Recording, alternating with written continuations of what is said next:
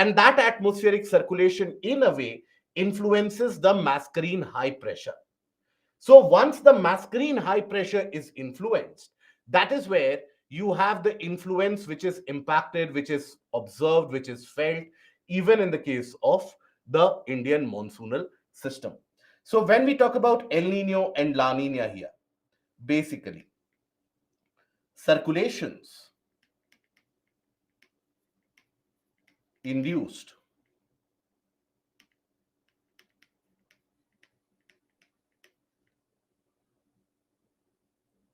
influences the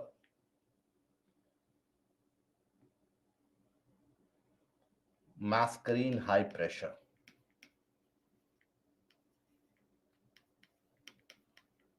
in southern Indian Ocean.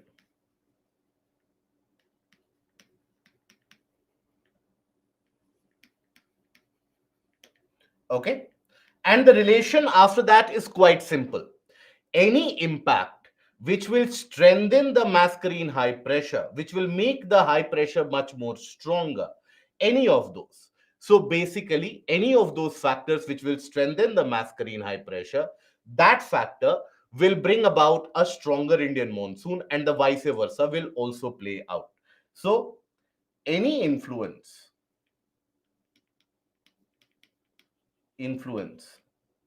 which strengthens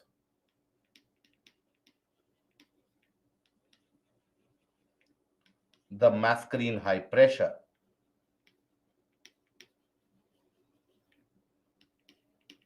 will strengthen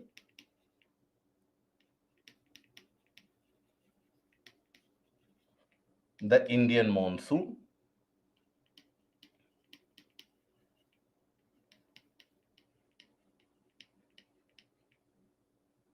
and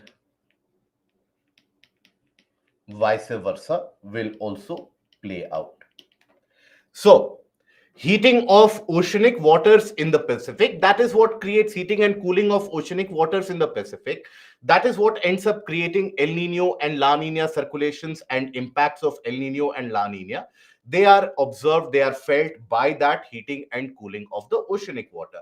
So, heating of oceanic waters in the Pacific, which ends up creating ENSO conditions in the Pacific Ocean, also end up having a distinct influence over the Indian monsoon.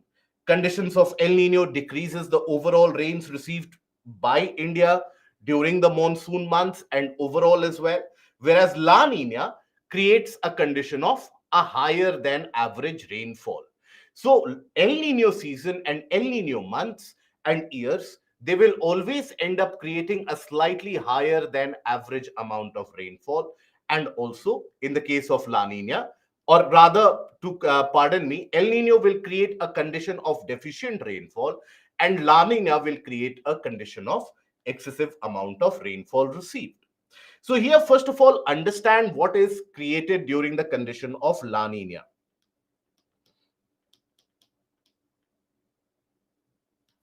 So when we talk about La Nina, so first of all, in the Pacific, what is observed? In the region of the Pacific Ocean, what is observed here is that you have warmer waters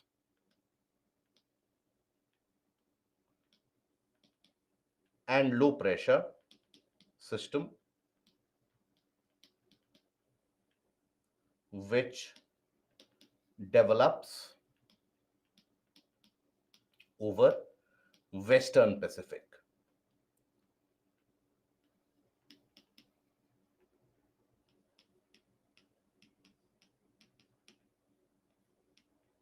Okay, so here low pressure system develops over the region of Western Pacific. So as we have talked about this as well, prior to this as well, that when you observe the region of the Western Pacific, there is a creation of a low pressure. And this low pressure will attract winds from all various directions. And here the wind will rise up, create a kind of a circulation, and overall observe that in the region of the Mascarene high pressure, that is where you have the development of colder waters. And in the region of Mascarene high pressure, you have the creation of a strong or an effect which strengthens the Mascarene high pressure. So in this case, sinking air, sinking air in the southern or southwestern Indian Ocean strengthens the Mascarene high pressure.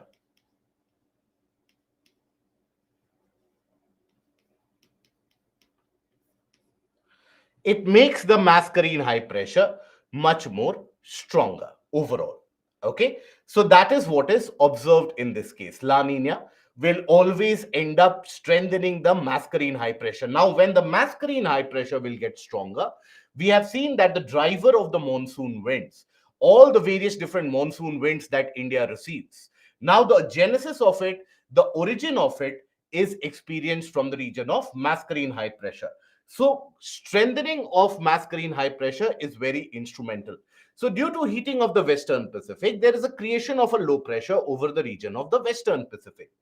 Air rises up, forms clouds, and after that diverges from the region of the troposphere in the eastern and the western directions. The part which moves to the west eventually subsides in the region of Mascarene high, thereby strengthening the Mascarene high pressure. This strengthens the intensity of monsoon winds, which ends up creating more amount of rainfall, and India in general receives more than average rainfall. So India receives during these conditions, India receives or gets higher than average rainfall. I'm writing it time and time again so that it should get imprinted in your mind, that you don't get confused that La Nina is associated with deficit rainfall or it is associated with surplus rainfall. Higher than average rainfall. Okay, that is expected. Now, in the case of El Nino, which is also referred to as the warming phase of the Pacific. So when you have the El Nino conditions, so here you have development of warmer waters in the region of central and also eastern part of Pacific. Now that will induce a circulation which will attract the winds, and overall observe that due to the circulation of the ocean as well and due to the air circulation as well, here you experience a kind of a rising air column, right? That rising air column, it will end up weakening the high pressure at the region of Mascarene Islands. So when the Mascarene high pressure gets weakened, the amount of winds driven towards India, that also weakens quite substantially. So here you would observe that basically it is the weakening of the Mascarene high pressure which is experienced. So due to heating of the eastern Pacific, you have a creation of a circulation. The part which moves to the west, that is towards the Indian Ocean. This is towards Indian Ocean. Okay. Towards the portion of the Indian Ocean. It induces a circulation which will weaken the high pressure system in existence in the region of Mascarene High. So this weakens the intensity of the monsoon winds, causing a shortage of rainfall. So overall, India experiences a deficit of rainfall. Now, this year, already in the month of August, we have received close to around 12% of deficit rainfall in our country. Yes, the amount of rainfall is significantly concentrated in certain areas such as Himachal, where you have the events of cloudbursts happening very recently as well. But then, basically, the overall country, if you consider, and overall country's average that you consider, that has taken a sharp dip. Okay, so that is basically in the years of El Nino and the years of such conditions of stronger El Nino, India has always experienced a kind of a drier condition, a drought like condition. But then you also have to be aware of the fact that it is not always the creation of this circulation in itself which impacts the creation of or the occurrence of more rainfall or less rainfall. Many of the times it is also induced, it is also impacted by the movement of oceanic waters themselves, something that we will study in a later part of tomorrow if possible. So basically, if I am to craft out the portion of equator here, now what happens in the Pacific can end up influencing. For example, right now we are experiencing El Nino conditions, a weak El Nino conditions. So that is why India has already started experiencing a deficit rainfall. But sometimes it can also happen that El Nino conditions, they are at their peak in the month of December, or La Nina conditions, they are at their peak in the month of November, December, and January, and the impact is experienced by India. So here, how does that happen and why does that happen? So basically, that is due to the movement of oceanic waters. Now, just to give you an information, which we will again I will tell you. So please don't start panicking that what is it that he has written. Please explain this. Please repeat this. And this is just as a point of information which you will have a better clarity when we study ocean currents. We have an ocean current from the region of the Pacific which slowly ends up transferring water from the region of the Pacific to the region of Indian Ocean. And that current, ocean current, is what is referred to as the Lewin current. Lewin current. So that Lewin oceanic current, if this is not clear, let me write it out separately. You have the transfer of oceanic currents or oceanic water that by a current which we refer to as the Lewin current.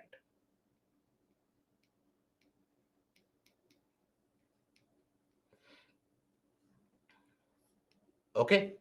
So this Lewin current sometimes slowly but steadily ends up transferring that water from the region of the Pacific to the Indian Ocean. That means very slowly in certain conditions and certain times, the warmer waters are transferred. So that creates a situation where let's suppose you have during the conditions of La Nina, let's suppose you have the warmer waters which are present here during the condition of La Nina. This I am talking about those areas and those situations when the conditions of La Nina and El Nino, they peak during the months of November, December, January, but they end up having an impact on monsoon in the month of June, July, and August. So you have an event which has occurred in the Pacific in the month of December and January, and it is having an impact over the Indian subcontinent in the month of June and July. So how can that happen? That can happen only if these conditions of Pacific, they are replicated or they are translated over to the portion of Indian Ocean. So understand this, when you have La Nina conditions in the month of November, December, and January, basically these warm waters sometimes they are carried over and they they end up getting entrenched in the region of Arabian Sea. It takes around 6 months for these waters to get transported from the region of Western Pacific to the region of the western portion of Indian Ocean. And then when you have this low pressure created, understand that you already have the ITCZ which is passing over the Indian subcontinent. So this is the acute low pressure. Then another low pressure which gets created will act as a conduit, will act as a channel, and that will start attracting more monsoonal winds and will provide a channel for more monsoonal winds to be directed towards India. So that is how sometimes when we talk about La Nina conditions, it can have a translated impact even 6 months later. Let me clarify itself here only that in general studies, nobody is going to go into such great depths and details. Even the examiner will not go to the depths that tell me why La Nina happens in December and why it influences in the month of June, July. Mostly, or in all the questions that you will face, you'll face the question that why is it that La Nina will have an increased rainfall because of strengthening of Mascarene high pressure? Why El Nino will have lesser rainfall because of weakening of the Mascarene high pressure? That is it. That is all that you need to know. This is just to solve the curiosity, because few of you had written a mail to me as well that sometimes we experience El Nino and La Nina during the month of December. And how is it that it is going to have an impact on the Indian monsoon 6 months down the line? So that is when the La Nina El Nino conditions, which have happened during those months, they will be carried over by the portion of the ocean current. And that creates a conducive scenario or a detrimental scenario, which can always influence the Indian monsoon. Now, here, that is the scene that, or the situation that we have seen in the case of La Nina. Now, let's suppose we have the El Nino. Let's suppose we have the condition of El Nino.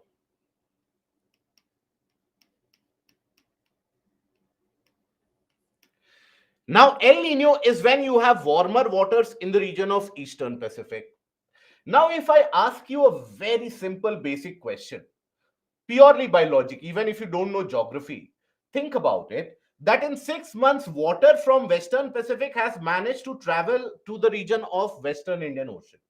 So in 6 months, these warmer waters, will they be able to reach the portion of Arabian Sea, or will they be left somewhere towards the east of Arabian Sea? What do you think? Very good. They will always be left somewhere to the east of Arabian Sea because it will take around 6 months. So in those 6 months, these warmer waters from the region of El Nino, they will end up getting transferred over the region of Eastern Indian Ocean itself. And when you have the warmer waters being able to travel up till this distance, so here now you have the low pressure. Now this low pressure is a competing low pressure. It is not a supporting low pressure to ITCZ. The earlier situation was a supporting low pressure to the ITCZ, where it supported the amount of winds moving towards ITCZ. But this low pressure across the Eastern Pacific, it is a competing low pressure. Because why? Because if you consider the Mascarene high pressure here, this will attract and divert some winds in this region itself. Okay, this will attract and divert the winds in this region itself. And that means you will have lesser winds moving towards the region of the Indian subcontinent. Lesser winds moving towards Indian subcontinent means you have lesser than average rainfall. So in all the cases, we have seen that La Nina is always associated with slightly greater than average rainfall over Indian subcontinent, and El Nino is always associated with a kind of deficit in terms of the amount of rainfall which is received. Then we come to the influence of Indian Ocean dipole. We have seen that Indian Ocean dipole, we have talked about it earlier itself, and many of you had these doubts and had this query which we did not resolve at that point of time, that how is it that Indian Ocean dipole can impact the Indian monsoon? How is it that the Indian Ocean dipole can counteract the effect of Indian monsoon? So let me clarify here again that Indian Ocean dipole has got the potential to counteract, right? To counter the influence of ENSO or El Nino La Nina conditions, there is the impact of Indian Ocean dipole. It can either exaggerate the role of El Nino La Nina, or it can counter them. So we had seen that you had three different phases of Indian Ocean dipole. You had a normal phase or a neutral phase. Then you had a positive phase.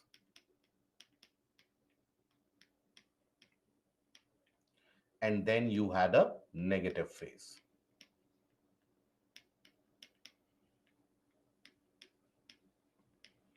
Okay, these three conditions we have seen that Indian Ocean dipole experiences these three basic conditions. Now here, let us understand what happens in all these cases and how it will have the potential to impact the amount of rainfall received in Indian monsoon. So here, we have the Mascarene high pressure, which is the driver of the winds. Mascarene high pressure. Here we will have the ITCZ.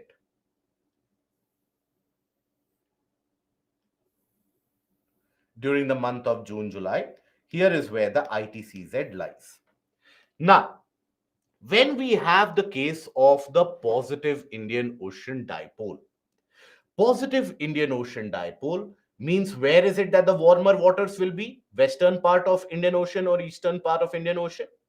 Where is it that we will have warmer waters? Very good. Western part of Indian Ocean. So all the warm water in this case will be present here.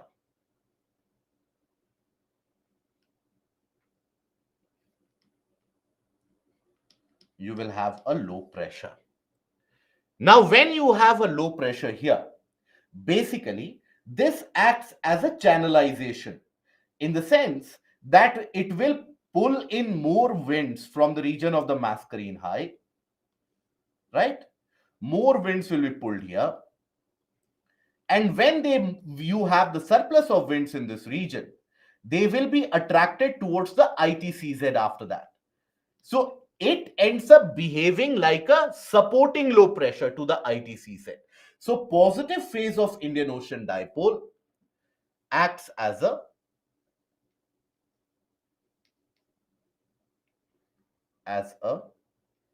supporting phase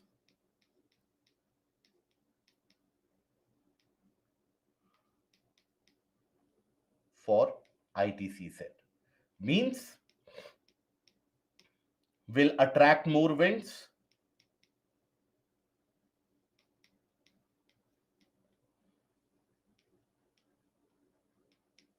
and when you have more winds which will come, that will induce a circulation, that is greater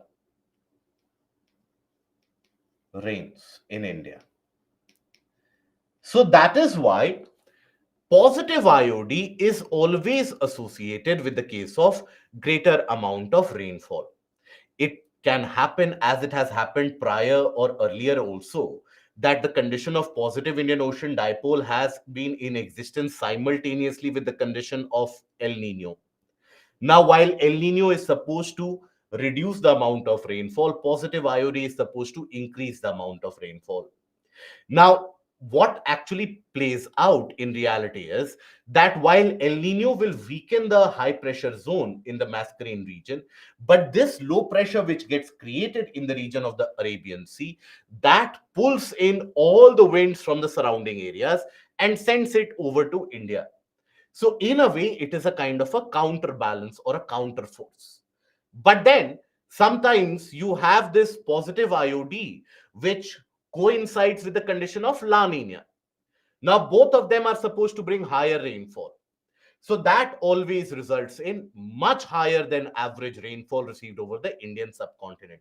And it is in these conditions and these cases where you will find that the region of India and the Indian subcontinent ends up receiving much greater or almost 109, 110% of the average expected rainfall. Okay. Now, then after that, what happens during normal and negative phase? In the normal and negative phase, where is it that we have the warmer waters? In which portion of the Indian Ocean do we have the warmer waters? Good. Eastern. So, warmer waters or low pressure develops in Eastern Indian Ocean.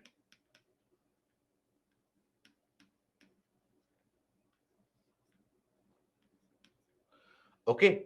The low pressure develops in the region of Eastern Indian Ocean.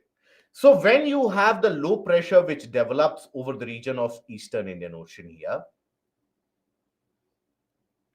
now think about that scenario. Let's erase the first one and let's think about the other scenario.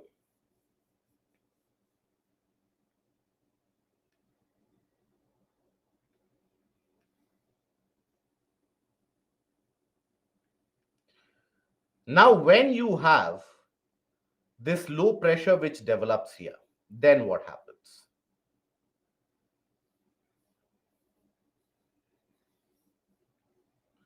Now, ideally, this Mascarene high is supposed to provide winds to the region of the Indian Ocean, to the region of the Indian subcontinent. Ideally, that is supposed to happen, right? But then you have a competing low pressure here. So this competing low pressure, it will attract winds from the region of the high pressure. The nearest high pressure is the Mascarene high. So it will start attracting winds from this area. Now, if winds get attracted towards this low pressure, obviously, the amount of winds getting generated towards the Indian subcontinent, they will start to reduce, isn't it? So the amount of winds, they will be redirected towards the region of the Eastern Indian Ocean. And that means lesser amount of winds coming over to the Indian subcontinent.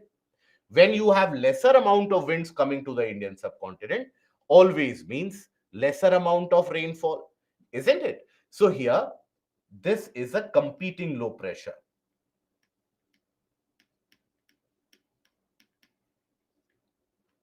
Low pressure. So when you have a competing low pressure, that means what? Diverts winds from Mascarene high.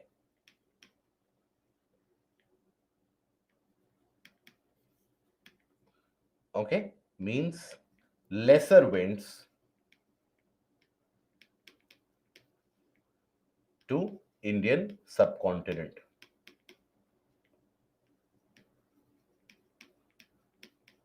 Which means lesser than average rainfall.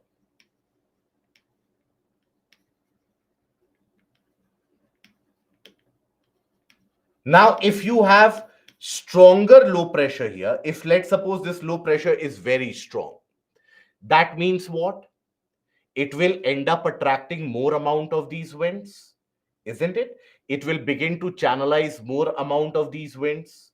Now, when you have more winds which are channelized in that direction, means what? It basically means that lesser rainfall, further lesser rainfall. So stronger the low pressure in the Eastern Indian Ocean means weaker monsoon. Now, in the case of negative and neutral IOD, when is it that we have a stronger low pressure in the region of the Eastern Indian Ocean? In the case of the normal or negative, when is it that we have a stronger low pressure? Very good. It is in the case of negative. So that is why negative will all phase of Indian Ocean dipole will always bring much lesser amount of winds towards the Indian subcontinent, much lesser amount of rainfall towards the Indian subcontinent. Okay. Now, then we come to the entire mechanism of southwest monsoon. Now, this southwest monsoon, this is also what is referred to as the advancing monsoon. Advancing monsoon. Why is that the case? Why is it referred to as the advancing monsoon? That is because when we talk about this particular portion of monsoon and the monsoonal winds coming, we have seen that how ITCZ slowly and steadily starts covering the portion of the Indian subcontinent. We have taken a look at that, that initially it comes to the southern part of the country and slowly and steadily it reaches to the north and it covers the entirety of the Indian subcontinent. So, because slowly and steadily the entire Indian subcontinent is covered and the ITCZ advances towards the Indian subcontinent, bringing the winds from south to north, hence the name advancing monsoon. So, winds will always be driven from the region of the south to the region of the north. From the time of the onset of monsoon, it takes about 1 month for the winds to cover the rest of the country as well. So that is why the name advancing monsoon. Now, in the case of advancing monsoon, direction of the winds is southwest of winds is southwest to northeast. Okay. So that is the direction of the winds. And which winds are these? When we talk about these winds, we have talked about it earlier as well. So which are these particular winds that we are talking about? Beautiful. It is the southern trade winds that we have. That is what changes direction after crossing the portion of the equator. Okay. So here, let us take a look at the mechanism in itself, that how is it that the entire mechanism is driven about. So when we talk about the mechanism here, understand that basically you have the situation where initially as the summer season comes in, so at the time of March, around 22nd of March, we have 21st 22nd of March, we have the condition of equinox. That is where the sun is supposed to prevail over the region of equator, the positioning of the sun. And the positioning of the sun is going to advance towards the region of the tropic of Cancer up till 21st of June. Then again the position of the sun starts retreating. It comes over the region of equator again. When is it that the sun will again come over the region of equator? September. Very good. So again the sun comes over to the region of equator. So as the sun advances, with that the heating also starts to happen. You already would have experienced that since the month of mid to late March itself, the land starts to get very, very hot. It starts to bake almost. It gets very, very hot. So when the land starts getting very hot, the temperature starts to rise. You would experience that the temperature in the northern part of the country, particularly around the region of Rajasthan, the northern plains, etc., the continental areas, there the temperature anyways gets into the range of 45 degree plus. So that creates a very intense low pressure. ITCZ, we know, is a thermal low pressure. So the ITCZ translates over to the Indian subcontinent here. Here. This is where the ITCZ comes in. Now, once the ITCZ comes in this direction, it will start attracting winds from the Hadley cell, the subtropical southern subtropical high pressure belt, or the high pressure zone that is present around Mascarene Islands. So that high pressure zone, which is created around the Mascarene Islands, this will start driving the winds. This will start pushing the winds. And the winds are basically getting attracted towards that low pressure or the ITCZ. Now here, the winds, they reach here. Due to the shape of the Indian subcontinent, they get diverged. Then here you have a chain of mountain systems. That is the Arakan Yoma, Pegu Yoma, and the Tanaserim mountain ranges that you find across the region of Myanmar. Now these mountain systems, they will also divert the winds ever so slightly. But till now, rainfall will not happen. You won't experience the occurrence of rainfall at this point of time. And why is that? Why is it that the rainfall will not happen despite the ITCZ shifting? Beautiful. You have the southern branch of the subtropical jet stream, which is still going to move over the region of the Indian subcontinent. So as long as the southern branch of the subtropical westerly jet stream exists, there will be no movement of air over the Indian subcontinent. The air will lie pretty much static. And that is when suddenly in the later part of May, you will start experiencing very high amount of temperature. Sometimes even in the first week of June, you will start experiencing very high amount of temperature range. So when you experience very high amount of temperature range or very high amount of temperature in general, what happens as a consequence of that? So as a consequence, you will have more winds which are carried. So the winds, they are unable to move over the region of the Indian subcontinent because of the prevalence of the subtropical westerly jet stream.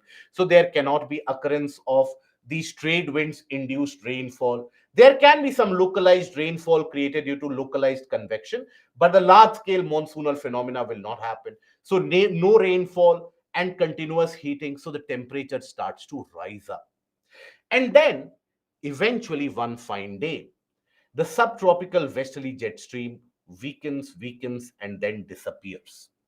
The moment it disappears, that creates a vacancy even in the upper air. And suddenly, you'll find that the winds are driven, the winds are getting attracted upwards as well, forming many, many layers of clouds.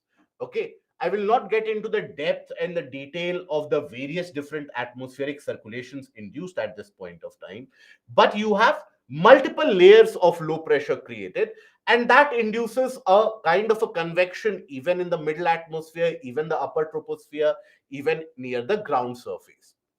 That creates very intense cumulonimbus cloud formation. Now, these will first of all hit the Kerala coastline.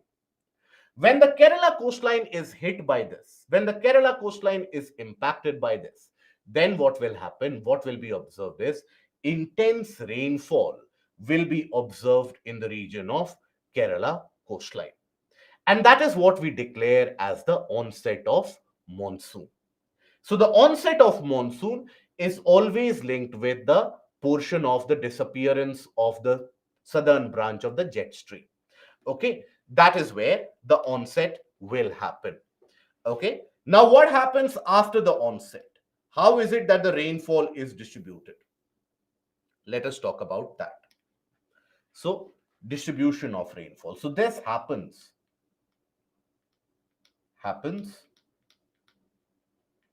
with the disappearance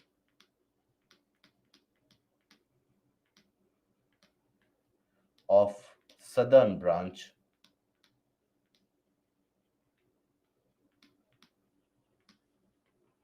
of jet.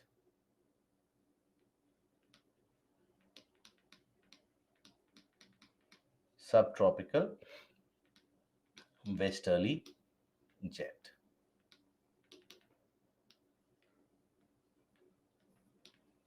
Okay, that will happen with the disappearance of the southern branch of subtropical westerly jet here.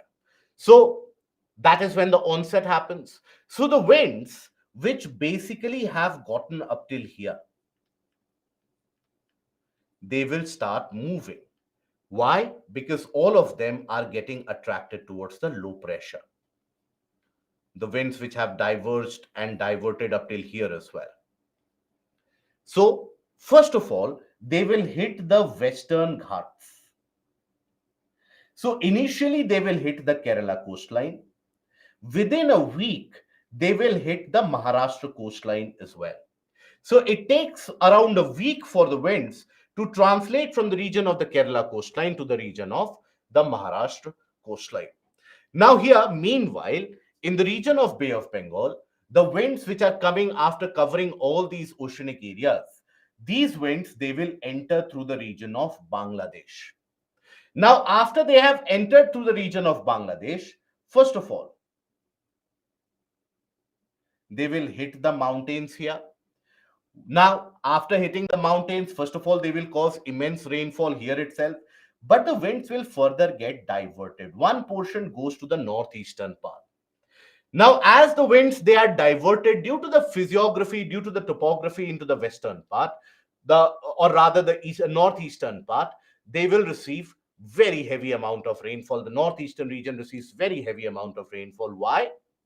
Because of the funnel shape created by the physical features. So that will trap the winds in that region, not allow the winds to go anywhere else. So this is an area which receives very copious amount of rainfall. Very high amount of rainfall is induced. Now, after that, these winds, they start moving here. Because the northwestern part of India, by that point of time, that is Delhi, Rajasthan, Punjab, they already would have started experiencing 47, 48 degrees Celsius.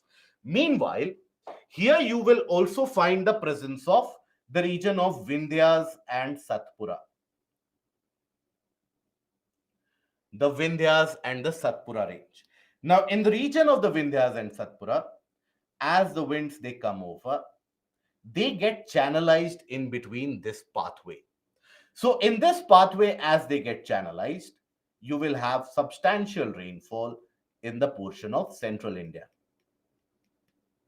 Now, if I ask you, what about this region, this area? Will that receive rainfall or will that be dry? What do you think? Very good. That region will be dry. Beautiful. Because of being in the leeward side, the rain shadow zone of Western Ghats. That is why that area will be significantly drier. However, there are certain exceptions. For example, if you consider the city of Nashik, if you consider the city of Pune, if you consider the city of Bangalore, now these are the exceptions where, despite being on the leeward side, they experience rainfall. And that is because of certain gaps, Thal Ghat, Bhor Ghat gaps, etc., which is present in the Western Ghats. So that will allow the movement of the winds. Otherwise, these are the areas which lie on the rain shadow zone and the leeward side.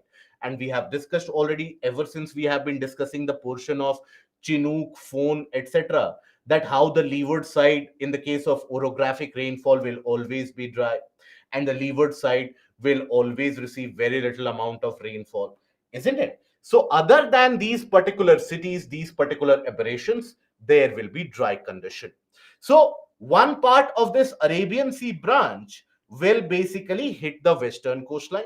One part of the Arabian Sea branch will move over to the portion of central India. And then one part of this Arabian Sea branch will further start its movement towards the northwestern side. Now, as that movement towards the northwestern side happens, it will move parallel to the Aravallis, right? It will end up moving parallel to the Aravallis. So, while it will cause some amount of rainfall in the southern part of Aravalli, where they will face or form some obstruction, and in the case of the western part of Aravallis or western Rajasthan, there is no obstruction created, no orographic obstruction created, so the winds will continue to move over. Now, as the winds are moving over, the part of the Bay of Bengal branch of monsoon, they will end up interacting with this wind. And that is where sometimes, even in the eastern part of Rajasthan, they will cause rainfall because the moist winds they are meeting. Otherwise, all these winds will hit the Himalayan foothills and they will end up creating a lot of rainfall. Now, when you have these moist winds, they are driven by the movement or driven by the ITCZ. So as a result, all these winds, they will be attracted towards the Himalayan foothills with great intensity, and the Himalayan foothills being very, very steep. We know that Himalayan foothills we will study in greater detail later on in next week. That when we talk about the Himalayan foothills, they represent a kind of a very steep mountainous formation. So, in the case of a very steep mountainous formation, these winds will start rising up. So, when the winds are suddenly driven up, what happens? These winds, they will end up forming clouds. And a continuous movement of these winds will lead to what phenomena? Good, Abhijit. Very good. Yuvraj, Anurag, Brindavani, Avni, very good. It will lead to events of cloudburst. That is why when these moist winds they hit the southern portion or the southern face of the mountains, they cause copious amount of rainfall, and in many of the events and incidents, they can end up causing cloudbursts. So that is why the region of the area of Himachal Pradesh, the area of Uttarakhand, they are frequented with cloudburst events. Another region which is very much frequented by cloudburst is the northeastern stretches and the region of Sikkim. That is because of the wind suddenly crashing with the Himalayan mountain range. Okay, this is how the entire coverage of or distribution of rainfall happens during the advancing monsoon. Now, a couple of things. What do you think will be the amount of rainfall during this time in the region of the Coromandel coast or the Tamil Nadu coastline? Do you think the Coromandel coast or the Tamil Nadu coastline will receive rainfall? No, it will be dry. Why? Because during these months, when you have the movement of these winds, the winds are parallel to the Tamil Nadu coastline. And the Arabian Sea branch of monsoon, it is not able to cause rainfall across the Tamil Nadu coastline because the Tamil Nadu coastline lies on the leeward side. So that is why it won't be able to cause any amount of rainfall in the process. So that is the phenomena. It will end up reaching the portion of Jammu Kashmir. These winds will reach the portion of Jammu Kashmir, will cause rainfall there. What about the region of Ladakh? Do you think Ladakh will be able to receive rainfall in that case? No. It will receive very little amount of rainfall. Why? Why? Leeward side. Very good. It is on the leeward side of the ranges of the mountains. So it is because of the Ladakh is present on the leeward side in the rain shadow zone of the mountains, that is the Himalayas. That is why Ladakh ends up being drier. However, the region of Jammu Kashmir, the region of entire valley, they will receive copious amount of rainfall. Okay, so this is the aspect of the rainfall distribution. Now, in this, when we say the amount of rainfall and the rainfall variation, so can we say that the amount of rainfall will reduce from south to north? Will that be a correct statement to make? Yes? Perfect. Because the moisture is lost in the process. Perfectly put. Now, can we say that the amount of rainfall reduces from east to west? Can we say that?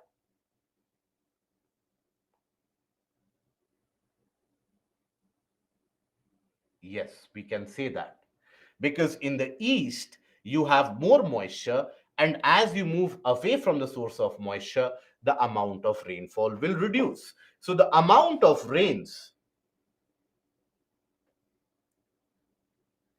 rainfall reduces when you move from south to north, and then when you move from east to west.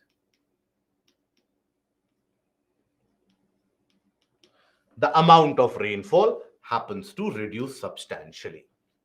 Now, once the onset has happened, after that, many of the times, you have the development of the tropical easterly jet. Now, this tropical easterly jet, when it comes into play, now every year it won't have the same force, it won't have the same strength. Because every year, you don't have the Tibetan highlands getting heated to the same extent.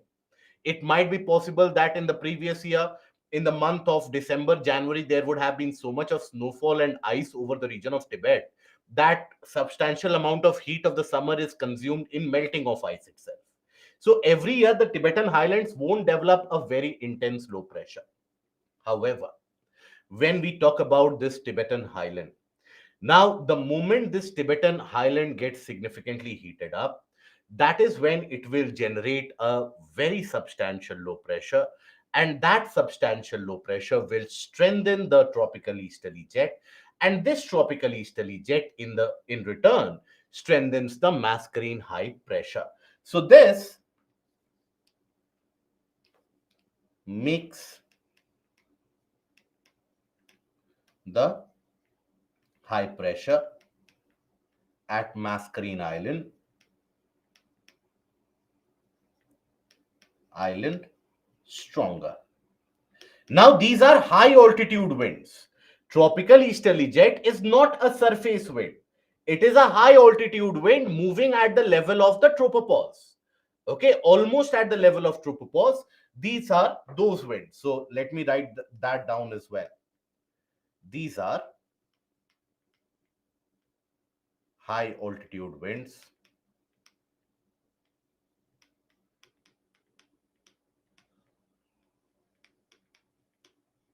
moving at tropopause.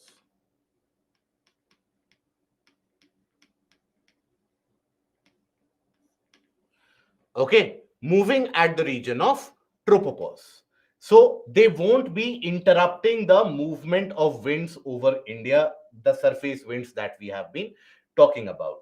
So these don't interact, do not interact with surface winds. The subtropical westerly jet, however, that is much more stronger. That is what, or that is also at the lower level. So that is why it will have a greater interruption for the surface winds. And these winds, they will be the subtropical westerly jet we have seen moves somewhere in this direction. Whereas the tropical easterly jet, this is a wind which moves in this direction. So that is why it won't have much of an interference. So when the Mascarene high pressure gets stronger, means more winds are driven towards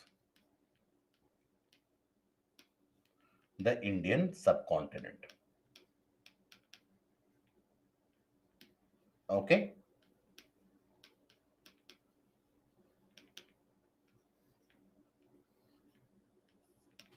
More winds are driven towards the Indian subcontinent in general.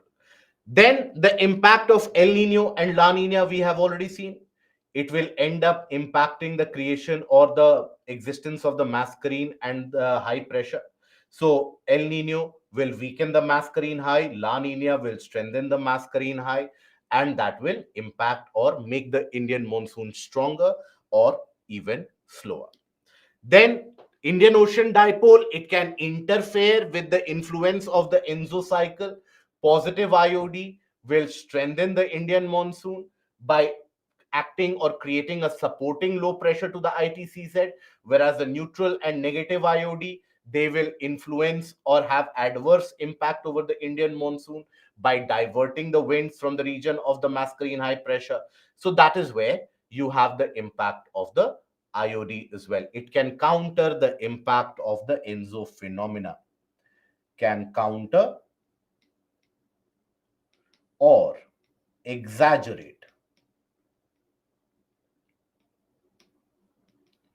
the impact of ENSO phenomena over Indian subcontinent.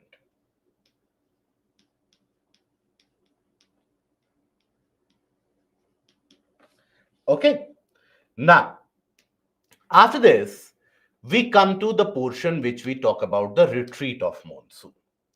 Now, something which advances will also eventually end up retreating, right? So we have the advancing monsoon.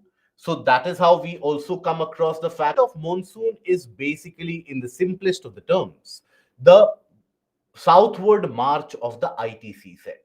Because we have seen that after 21st of June, 21st, 22nd of June, we do know that the southward movement of sun begins. And by the time of 23rd September, you have the sun over the region of equator. And then 21st of December is when the sun will come to further south in the region of Tropic of Capricorn. We have seen and covered that particular movement. So as the sun starts moving southwards towards the region of equator, the ITCZ also significantly shifts along with that. So you have the withdrawal of the ITCZ from the Indian mainland. And when that withdrawal of ITCZ starts to happen, what will happen to the winds? So earlier, let's suppose the ITCZ was here. The winds are attracted up till this direction, up till this portion.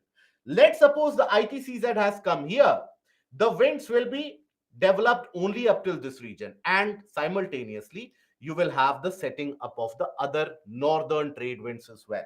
As the ITCZ comes over here, the wind system will be restricted only to this portion, isn't it? So overall, you have the withdrawal of ITCZ from the Indian subcontinent due to the southward movement of the sun. And that is when the wind system also, they will be restricted. They will start withdrawing the moist winds. They will start withdrawing from the region of the Indian subcontinent. So this is basically withdrawal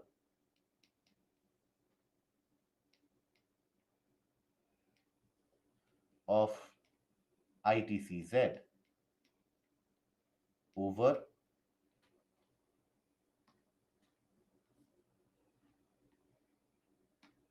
from the Indian subcontinent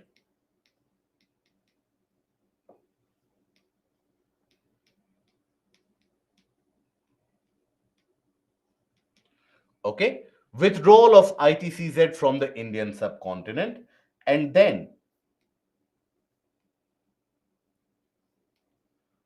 moist winds, bearing winds also start withdrawing.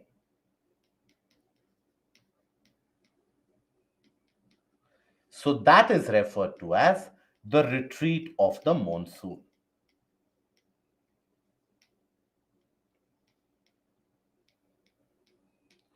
Now, generally, it is initiated, this is just for your information. Generally, this gets initiated around 17th of September. 17th of September, somewhere around that time, you will observe that the ITCZ, till that point of time, it would very much pass over from this area. But around 17th of September, you will observe the ITCZ to start to withdraw. It will start its southern and southward march. Now, after that, it takes close to around a month and a half, or sometimes even 2 months, for that withdrawal process to happen. So that entire withdrawal process that happens, or that takes place over the span of 2 months. Happens over the span of 2 months. Okay. So during this time, as the ITCZ starts to withdraw, its destination is equator, and depending upon the solar movement, it will also end up moving south. So the ITCZ, as it withdraws, let's suppose it is here. Now, the wind system will be restricted over to this portion. And the northern part of the trade winds, northern Hadley cell, which was interrupted earlier during the time of the advancing monsoon because of the obstruction by the Himalayas. So those northern trade winds, that will also start setting up. So those northern trade winds, they set up. Now, most of these winds, you will find that they are originating and moving over from the landmass, isn't it? You will observe they are originating from the landmass. So these winds, will they be able to cause rainfall? All these winds, will they be able to create or cause any amount of rainfall?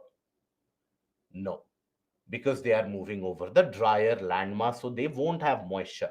However, you have certain winds which move over to the region of Bay of Bengal, and after that they hit the Tamil Nadu coastline or the Coromandel coastline. Now, that is when these winds will bring sufficient amount of rainfall across the Coromandel coastline. So, at the time of the retreat of the monsoon, Coromandel coastline or Tamil Nadu coastline starts experiencing significantly higher amount of rainfall. So, that is when Tamil Nadu coastline receives rain.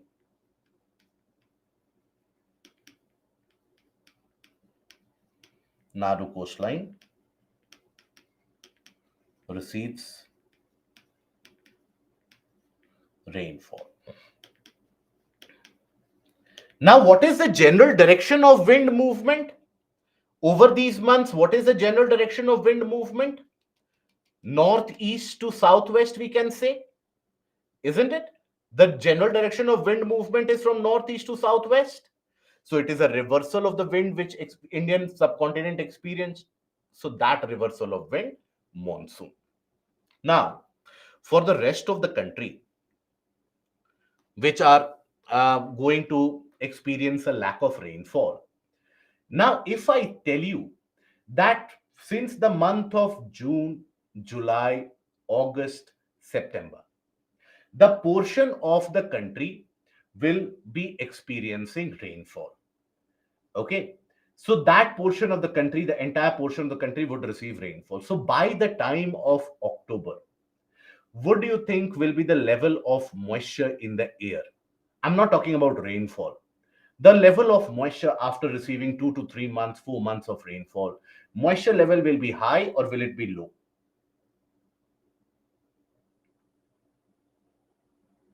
It will be significant. You will have significant amount of moisture level by the month of October, right? It will not be very, very dry. Okay. So when you talk about those particular areas, now in those areas during the month of October, you won't receive rainfall because you don't have the low pressure. So no rainfall, but moisture is going to be prevalent. So what do you think will be the amount of heat experienced? If the moisture is high, no rainfall, but what will be the heat? The heat will be high because the moisture will retain all that heat, isn't it? So that is the condition which we demarcate as October heat. When the temperature is not very high, temperature is pretty much lower than the summer conditions. But due to lack of rainfall and prevalence of moisture, the conditions in the inland areas, they start becoming oppressive. So that is referred to as the condition of October heat. Okay. Now, if I ask you that in the portion or in the entirety of this monsoon phenomena, which is the portion of the country where the monsoon reaches last and withdraws first? Which is that portion of the country where the monsoon reaches last and withdraws first?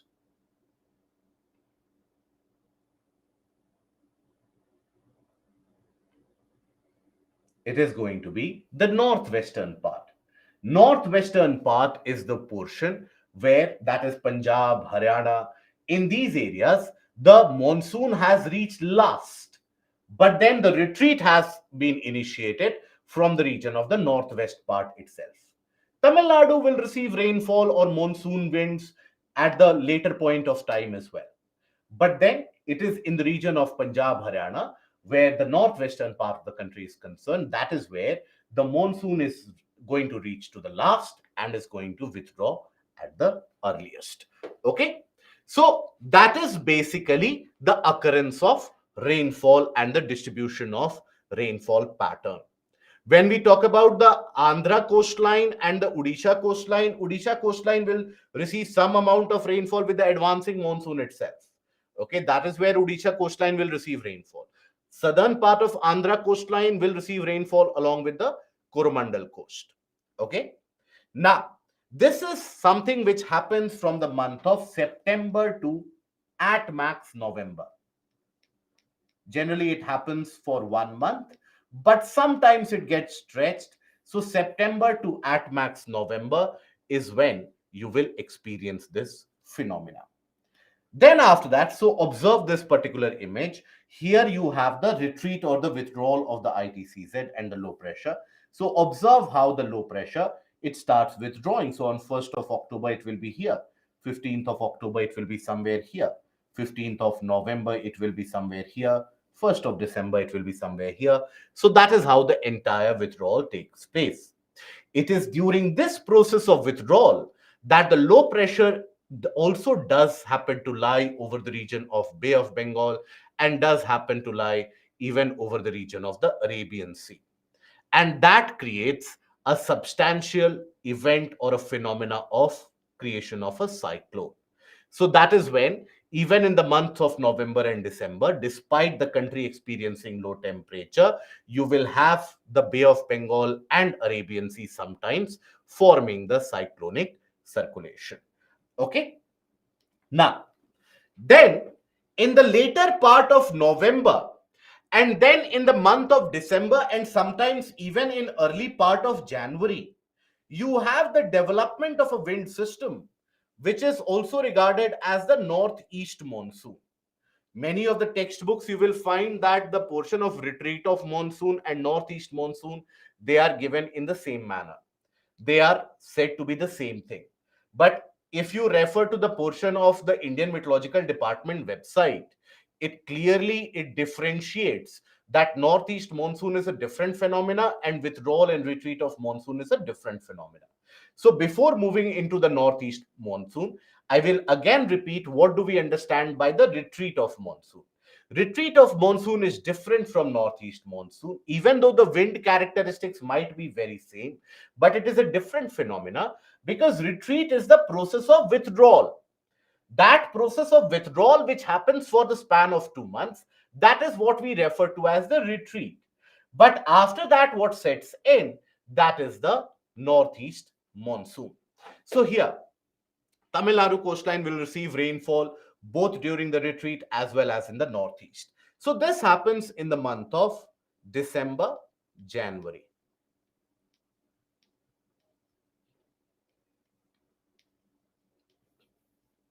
So during this time, the ITCZ will be firmly set over this particular area. This is where the ITCZ will be, let's assume, right? Just for your reference pointers. Now, what do you think will be the temperature condition if I show you these areas, which are in Pakistan, what is referred to as the Potwar Plateau? So, if you refer to these areas, what do you think will be the temperature during the months of late October, November, and December? Very low, very, very low temperature.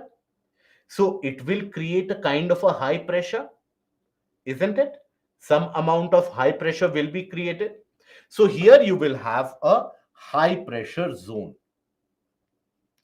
at the region of the Potwar Plateau. Now this will start driving the winds.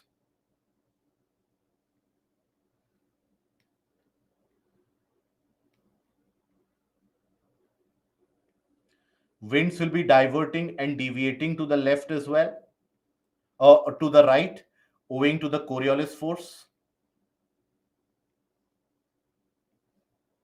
Now, which are these winds that we are drawing here? What are these winds known as?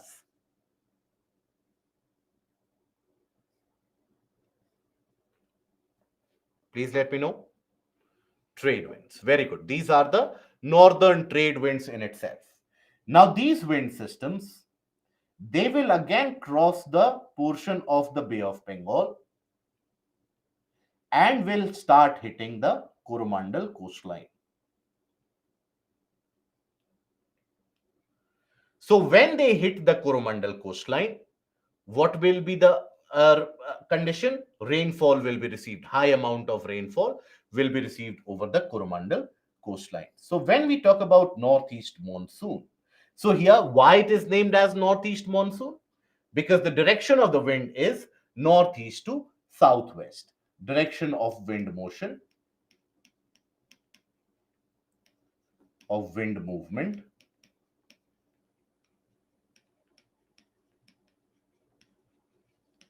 is northeast to southwest. Hence the name northeast monsoon winds. All the winds are going towards ITCZ, isn't it? And this will bring rainfall, brings rain in Coromandel coastline.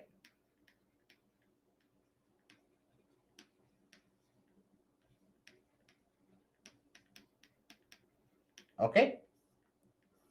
they will be bringing substantial amount of rainfall in the region of the Coromandel coastline. Okay, so that is what we refer to as the northeast monsoon winds. Okay, now this will generally get established after the withdrawal of the monsoon, after the retreat of the monsoon. That is when it gets set up. So gets established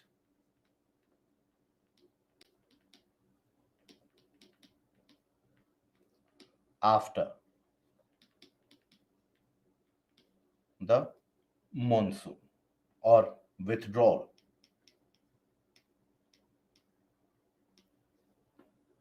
of monsoon. So after the withdrawal of monsoon, once the ITCZ settles around the region of equator, that is when you will observe the reversal, complete reversal of these winds, and that is where these winds will be blowing over to the region of the Indian subcontinent. The inland areas will be dry. The Coromandel coastline will receive rainfall. That is the entire phenomena. So in this entire phenomena, you would have observed that the wind movement has come in, advanced over the Indian subcontinent over a month. From the month of September, 17 September onwards, you'll find the general retreat of the ITCZ, that is the retreat of the monsoon. Once the ITCZ further ends up getting into the region around the equator, that is where you have these perpetual wind, that northern trade winds, which become dominant, and that is the northeast monsoon. Okay, now then we come across what is referred to as break in monsoon. Now sometimes it can happen that, or you would also have observed that in your region, after a particular span of intense rainfall, your region experiences very dry conditions. There is no occurrence of rainfall there, right?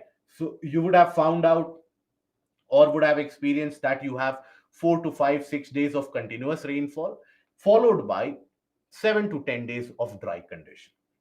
Now, once the onset has happened, and then you have 7, 10, 12, 15 days of very dry conditions which follows before the next span of rain, that is what is referred to as a break in monsoon. So why does that break in monsoon happen? And understand the reason. The reason is very simple here. I will take the help of a particular map, any of the map. I'll take the help of this map. Don't get confused while carrying out revision. So let's suppose the monsoonal winds, they are driven towards the region of the Western Ghats. Let's suppose. Now, the Western Ghats, they are getting driven towards this, but the winds are actually trying to reach the ITCZ.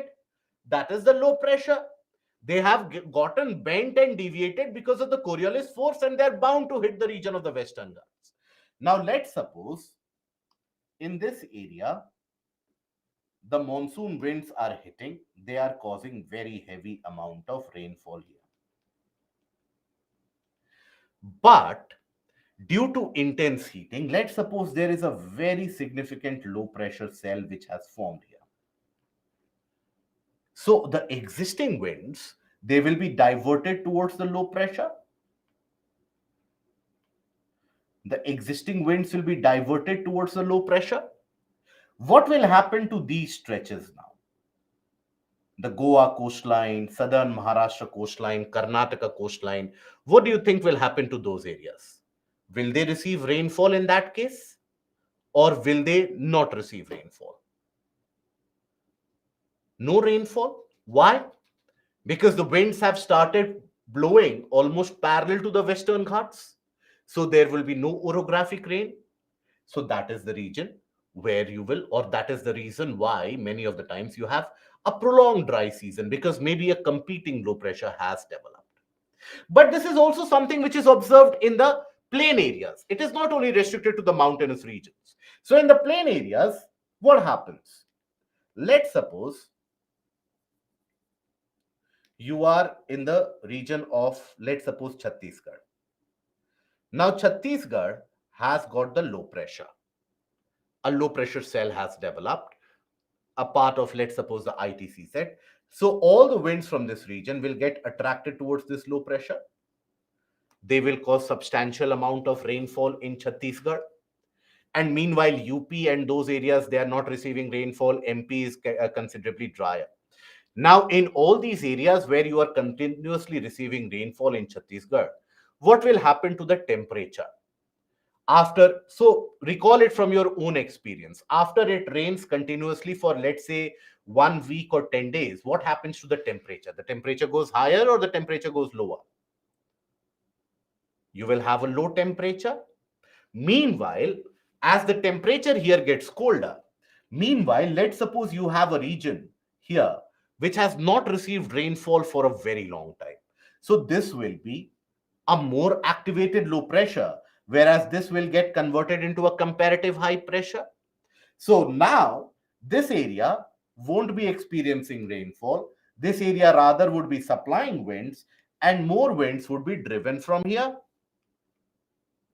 So this region, which had earlier received continuous rainfall, will now experience dry conditions for a long time. And that is something you would have experienced. You would have experienced it, you would not have noticed it. But now if you notice it, that after 4 to 5 days of continuous rainfall, generally you have a dry phase.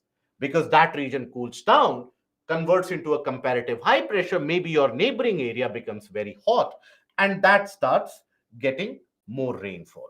So that is the impact, or what we refer to as the break in monsoon. So after rainy periods, if the rains fail to occur for more than 1 or 2 weeks, it is known as the break in monsoon.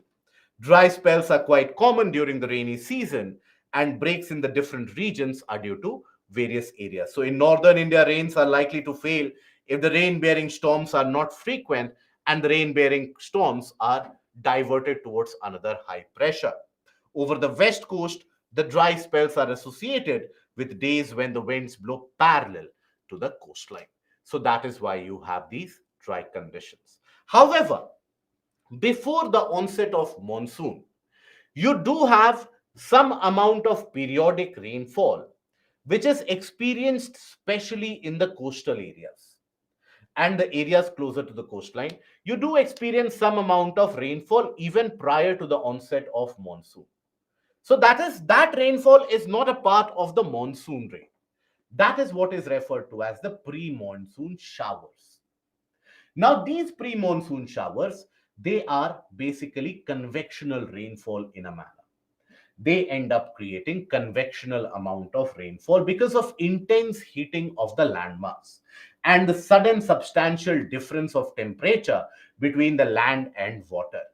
So that ends up creating the pre-monsoon shower. It is known by different names in different parts of the country. For example, in the region of Kerala and the coastal areas of Karnataka, it is referred to as mango shower. So towards the end of the summer, these are the pre-monsoon showers. They help in early ripening of the mango. These are basically convectional in nature.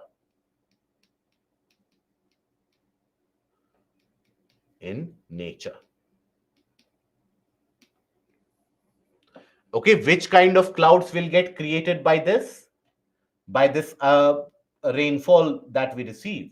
What kind of cloud formation will we observe in this? Good. Cumulonimbus.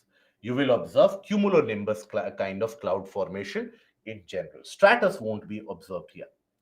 Then you have the nor'westers, or what is referred to as Kal Baisakhi. Now, this is something observed in the region of West Bengal, some portions of northeastern coastal Odisha, and some portions of Assam, even in Bangladesh. Now, these happen in the month of Baisakh, and these are always associated with very dark cumulonimbus clouds. And when you have these dark cumulonimbus clouds, you will have frequent occurrence of very strong wind movement, along with thunderstorms, lightning, sometimes even hailstorms. So that is why the name Kal Baisakhi. So here it is also known by Bardolisira in the region of Assam. So it is referred to by different names. So here it is the dreaded evening thunderstorms. Notorious nature can be understood from the local nomenclature, that is Kal Baisakhi, a calamity in the month of Baisakh over the region of Bengal, Assam. Now, these showers are useful. So, these are the showers which happen prior to the onset of monsoon.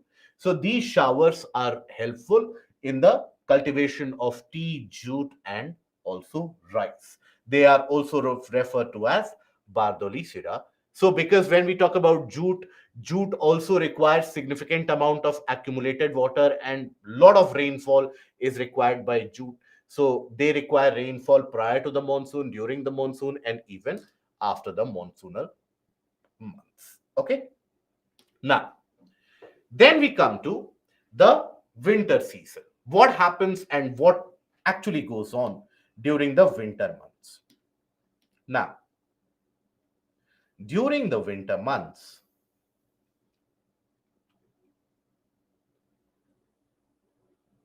is when, so pre-monsoon showers will occur in the month of April and first part of May. That is when the pre-monsoon showers will occur. Okay. Now, the winter season over the country is experienced during the months of November, December, January, February.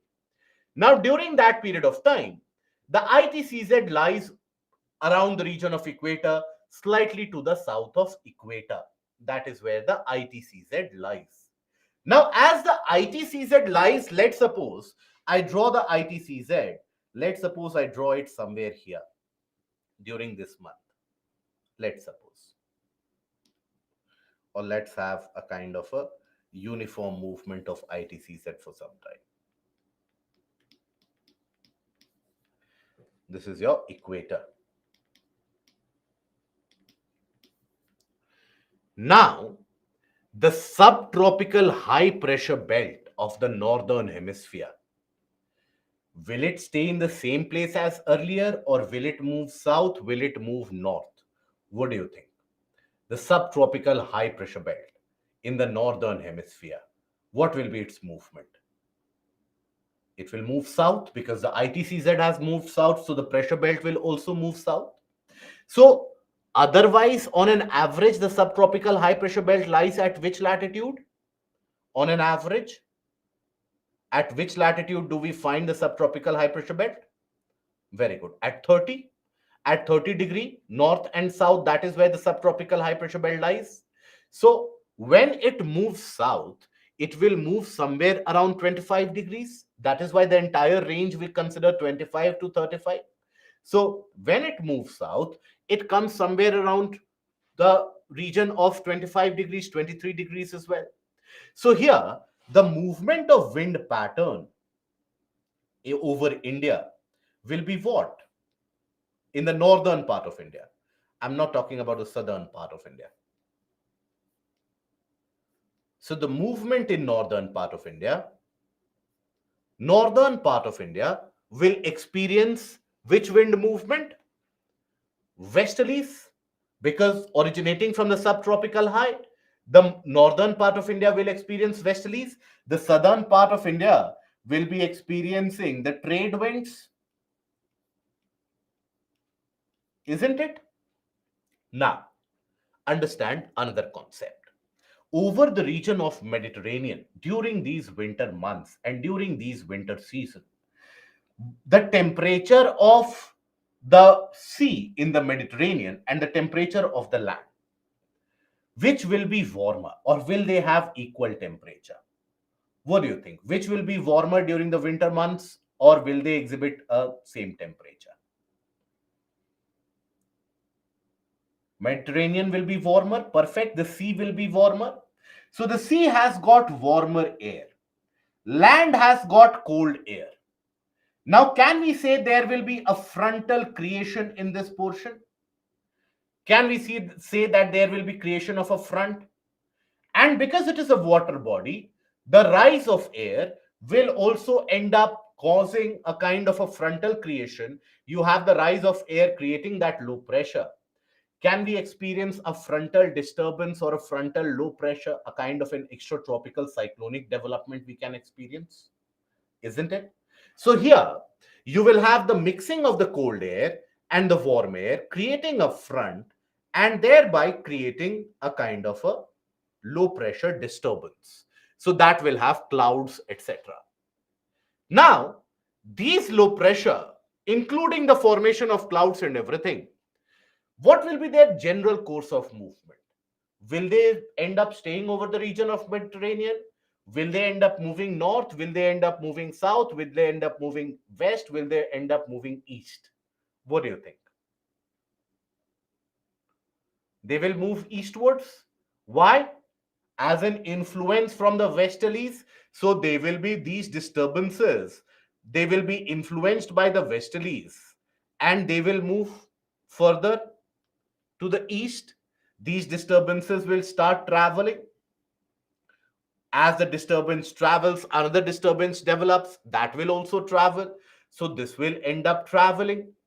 So it will travel until it hits the Himalayan foothills. That is the major obstruction it faces. So these disturbances will cross the region of West Asia, that is Iraq, then it will cross over Iran, portion of Afghanistan, Pakistan, and then it will reach India. Upon reaching India, it encounters the massive boundary in the form of Himalayas. And when they hit the Himalayan foothills, they will cause rainfall in the region of Punjab, in the region of Haryana. So here they will start causing rainfall in the region of Punjab, Haryana, western UP, in fact, the plains of UP, sometimes northern portion of Rajasthan, plains of UP. If the westerlies are strong enough, plains of Bihar. If the westerlies are even strong enough, even in the region of the portion of Assam plains as well, northern Bengal and Assam.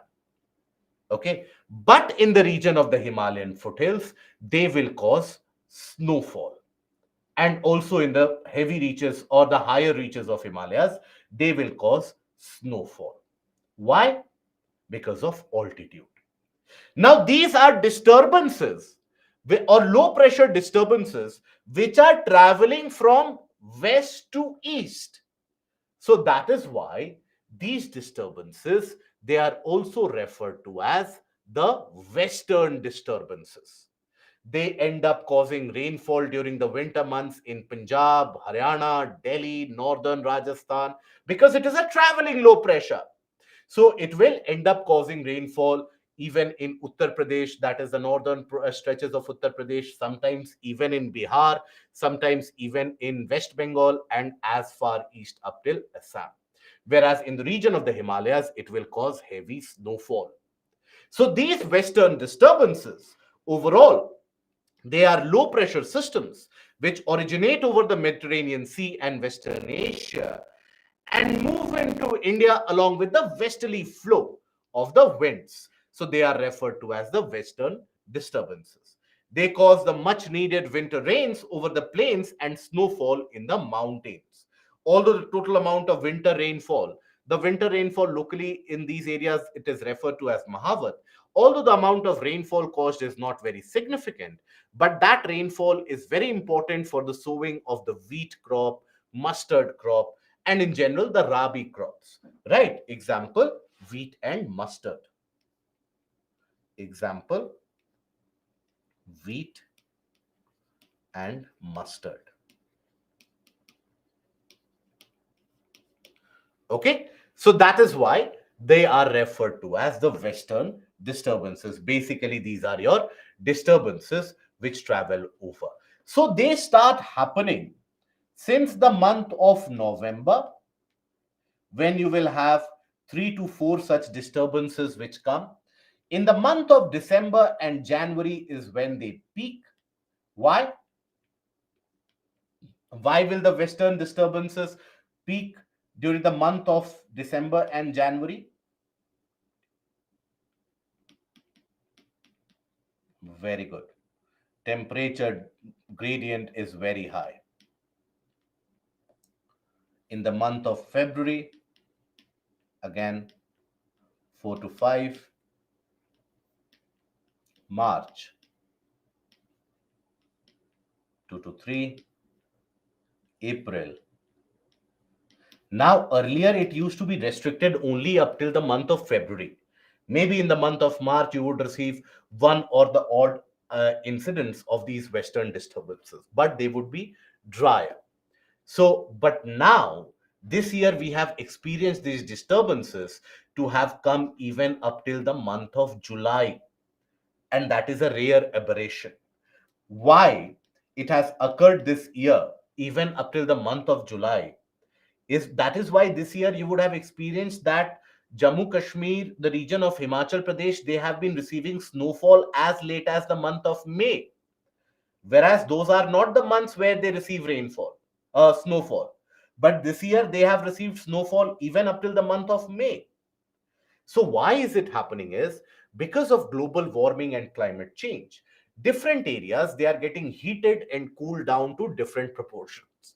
As long as you have a difference in temperature in the northern area and the tropical region, as long as the difference in temperature exists, you will have the frontal creation. Frontal formation will also exist. And that frontal formation, as it exists, it can always give rise to these disturbances and the circulations. That is why this year, in the month of July, a kind of combination of all the disasters took place, where in the month of July, you had a sporadic couple of these incidents of Western disturbances traveling over from the region of Mediterranean to the region of the Indian subcontinent. And when they came over to the Indian subcontinent, they collided with the Bay of Bengal branch of monsoon. And that is when the Bay of Bengal branch of monsoon and the portion of western disturbances, they collided over the region of Himachal Pradesh. Now you have a low pressure system which is coming over from the region of Mediterranean. You have low pressure system which is coming over from the region of Bay of Bengal. Both these low pressure systems, when they will combine, the amount of rainfall received will be very high, average, or low. It will always be very high, substantially high. So that is the reason why sudden cloudburst events and incidents, they have plagued the region of Himachal in the month of July. That is why the normally under normal circumstances you will observe more landslides and more cloudbursts in the region of Uttarakhand. But this year it is concentrated over Himachal because you have these western disturbances which are somehow still prevalent in the month of July, and that is because of climate change and global warming. You already are witnessing the impact of this, where the colder regions or higher latitude, they continue to generate the cold winds, and the warmer regions, the tropical regions, they are getting exceedingly hot. Okay, now these low pressure systems, let's suppose these low pressure systems, they travel over some area over the region of northern portion of Rajasthan, portion of Delhi in the month of December. Now, when you have a very intense low pressure forming or getting traveled from that region, now can that create an event such as hailstorm? Can that create an event such as hailstorm? Yes or no? Yes? Perfect. So it is these low pressure systems which travel even during the months of November, December, January. Sometimes they lie over the region of Rajasthan, sometimes they lie over the region of Delhi, and that causes very intense vertical movement of the wind. That causes hailstorm events. That is why you receive sporadic hailstorms, or a kind of a seldom, very rare.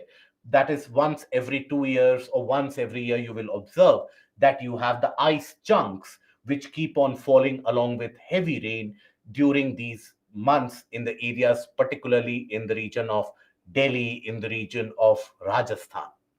And because it happens in winter, people mistake it to be snowfall. But that is not snowfall.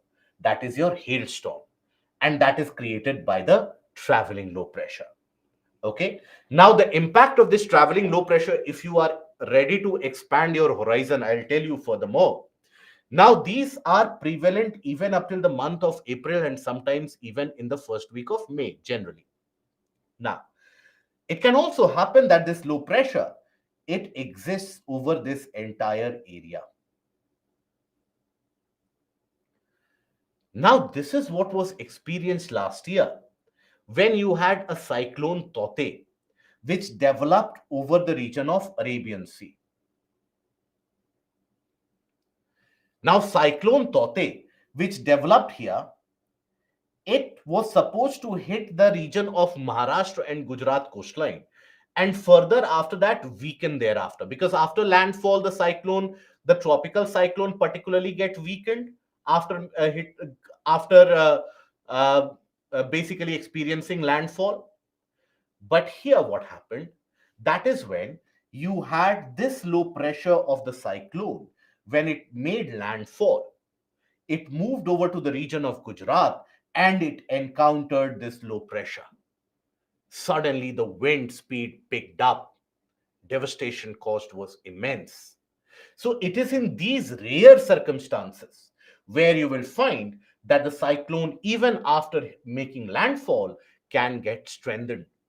And Cyclone Taute was strengthened by a residual low pressure created by Western disturbance. Okay, I hope this is the portion which is understood. Now, that is what is experienced in the condition or the season of the winter months. So, here, when we talk about the annual rainfall pattern in India, generally you will observe that majority of the part of the country receives orographic rainfall, or rainfall is dominated by the orographic condition. That is why western part of Western Ghats, northeastern mountain ranges, some parts at the Himalayan foothills, the southern face of the Himalayas, they will receive very excessive amount of rainfall, that is orographic. Otherwise, the leeward side will be drier. The portion parallel to the Aravalis, they will be very dry, right? Otherwise, in general, you will find the trend that the amount of rain reduces as you move from south to north, as you move from east to west. Now, you don't need to learn this particular map. Even though sometimes when the rainfall pattern is asked in the mains examination, you need to draw this rough map, but just have it on the sheer basic concept that the western part of Western Ghats, very high rainfall because all the moist winds are directly hitting the coastline. The northeastern part, the Andaman Islands, very high amount of rainfall, and then rainfall pattern reduces as you move from south to north, as you move from east to west, because you are moving away from the source of the moisture. And also, it is the northwestern part of the country where you will experience the monsoons to reach the last and withdraw earliest. So that is the region on which the monsoons lie for the least amount of time. So that is the portion of Indian monsoon. Please do revise from the PPT itself, from the module itself, because when you directly approach the book, many of the times it will confuse you quite substantially. You won't be able to make sense of the concepts. But if you don't revise it immediately, trust me, you will forget this concept as well.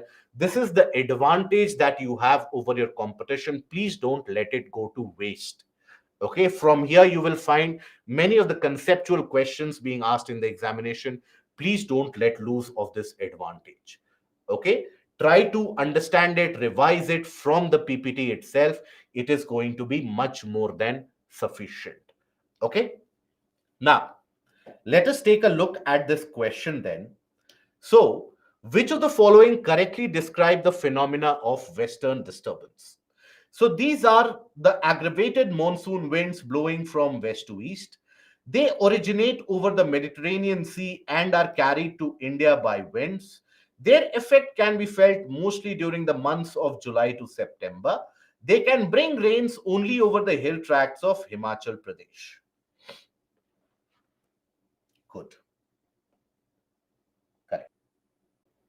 Mediterranean Sea and are carried to India by winds. These are not monsoon winds, so first is incorrect. Their effect can be felt mostly during the months of July to September. No, it is felt during the winter months, right?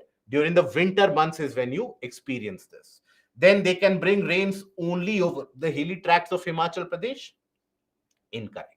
They can bring rainfall in Punjab, Haryana, Uttar Pradesh, northern Rajasthan, Delhi, even as far east as northern portion of Bihar, northern portion of West Bengal, and even in the area of Assam.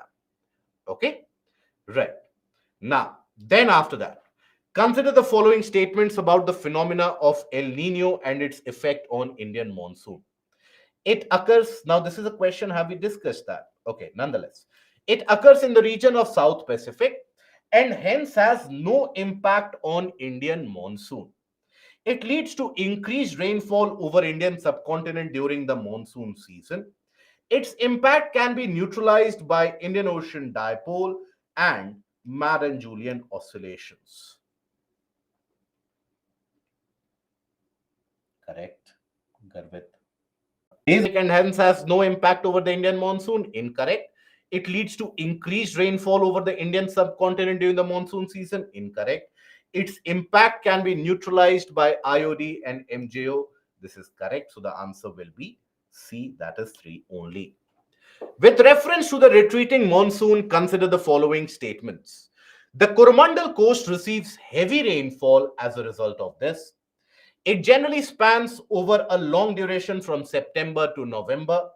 The movement of winds is from southeast to northwest. Which of them is going to be correct?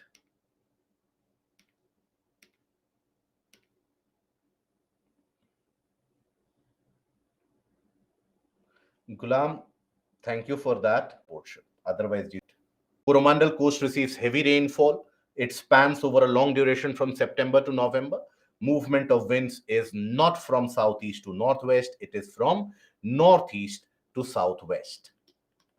Okay, so that is why it is incorrect.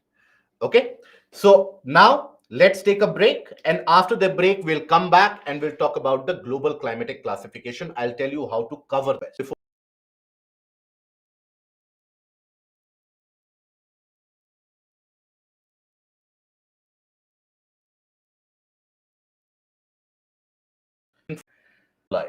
but their update GC Leong is there only. Other than that, GC Leong is not a low pressure line. The same. Nothing, sir. You know, 25 will of something Himalaya to revision. That is where you start. Particular link from the okay. These they are the inventine work concepts and phenomena, and majority portion of editorial. ID should also be telling you the base. What is it that you expect? So you expect the questions which will ask you about the basic phenomena of climate types. So there are 4 climate types which UPSC keeps on repeating. So I should also be telling you about those basic climate types. So you have the climate types such as Mediterranean. We will come to the Deccan Trap in Indian geography, Shivaji, if that is fine with you. Then British, equatorial,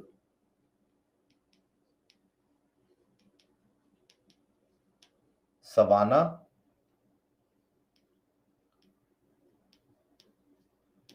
okay.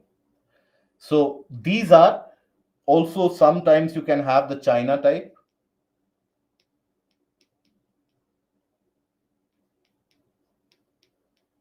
So these are the basic climate types for which you should know the feature. That is it. Okay, that is all that you need to be aware of, well versed with. You should be aware of all the various different climate types across the globe, but I understand that you will find this portion very theoretical. That is why in this portion I have ensured that the PPT is very text heavy. You had also, many of you had requested to include more text in the PPT, so this is very text heavy PPT, and because it is mostly theoretical in concept, so rely on the PPT and additional reading materials itself. That will be more than sufficient here. Now let me tell you here, when we talk about the portions, so here we will study about Koppen's classification. Koppen's classification of climate.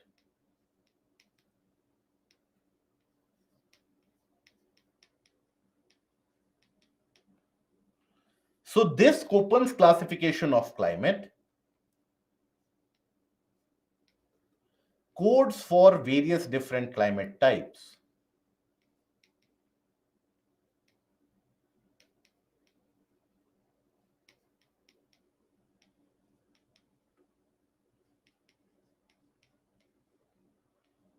Are not asked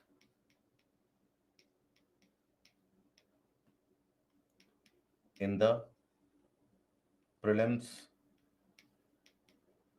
or mains. You just need to understand the basic feature. Stress upon the basic feature of climate.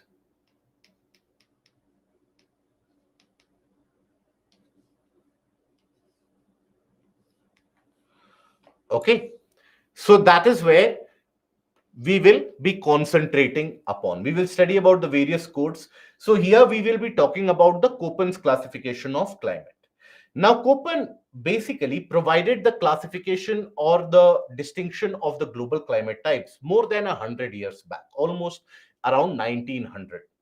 Now that Koppen classification also over a period of time has gone multiple different undergone multiple different modifications to adapt to the real climatic conditions which are experienced in various different parts. So you have the classification as Koppen, Geiger, Pole, and these kind of classifications and modifications have happened. You have the climatic classification which have been brought by Thorndike and Trevartha. So they have also brought in their climatic classifications, but they are not relevant for your general studies at all. These are asked in the optional area in the portion of the mains. But then for your GS mains, this is a portion that UPSC has been avoiding in GS for a very long period of time. So please don't overstress yourself that I need to rectify or rote learn the entire portion of this climatic classification for GS. Okay, mains, it is for your prelims where questions are oftentimes repeated from these set areas themselves. Okay, so let us embark upon the discussion of this. Let us understand what this Koppen classification is. And here we shall be moving slightly with a greater amount of pace in this particular module only. Not from here now on, only for this particular module, we shall speed up a little bit because this portion is largely theoretical, which you will understand after a few slides. You will understand how theoretical it is. And it is the PPT which has contained all the text that will be required for your revision purposes. Here you need to understand how is it that global climate is influenced, which areas will receive rainfall, which areas will receive dry conditions due to shifting of pressure belts, due to the generation of onshore offshore wind pattern. So that is what ends up defining the climate experienced in different parts of the world. Now earlier, now the planet was basically divided into different climate zones thousands of years back, and you had the region around the tropics being regarded as a torrid zone, the region in the mid latitude. Now, why it was regarded as a torrid zone? So, basically, the earliest classification which used to exist, the earliest form of classification which was followed by the world for a long period of time. So, there you had the existence of a very cold, frigid zone or frozen area, the existence of a very hot region, that is the torrid zone. Now, this is a region which the Greeks thought nobody could have lived in that area. Nobody can survive in that area because of very high temperature. So they thought that the temperature and the conditions are so very oppressive, it is not fit for human habitation. That is why they classified it as a torrid zone. Then further higher up in the higher latitudes, they named it as a temperate zone.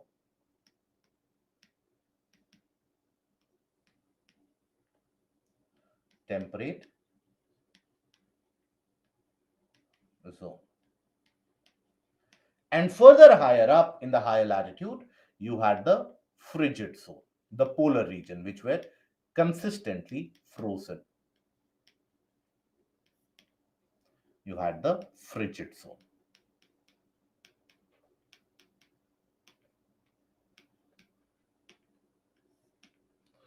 Okay, so this was the classification in general. Now here, for a long period of time, this form of classification was observed, was believed. But obviously, as people got to know about the world over the hundreds of years, they got to know that even within the various different tropical areas, you experience different climatic conditions. Even in temperate areas, you have variation in rainfall, you have the desert areas, cold desert, hot deserts, all of them existed. Now, by the 1800s, you had a lot of research which was already carried out by the paleontologists, by the botanists. So, you had one of the very detailed compilation of the natural plant types found in areas across the world by a French botanist and biologist with the name Candolle. Now, Candolle, in 1870, he compiled a very detailed book explaining the various plant types to be found across the world. Now, when you talk about the plants, in order to grow, now different areas have different types of plants. The kind of plants that you find in Tamil Nadu, that is not the kind of plant you will find in coastal Karnataka. The kind of plant that you find in coastal Karnataka, you will not find in Uttar Pradesh. The kind of plant you find in Uttar Pradesh, you will not find in the region of Ladakh. You will not find in the region of Punjab. So, the plants, they are dependent on what? They are basically dependent on temperature, amount of rainfall. That is what they are dependent upon. So that is where you had Vladimir Koppen. Koppen basically utilized that kind of classification of the distribution of plants, and he used that to classify the climates, because he understood that, let's suppose in the region of Java and Sumatra you have a particular plant type, so there must be a particular climate which would support that plant type. There must be a particular climate somewhere which would support xerophytes or desert plant. So based upon the classification of the vegetation, because vegetation, he was very sure about it, that vegetation dependent upon, when we talk about vegetation, it depends upon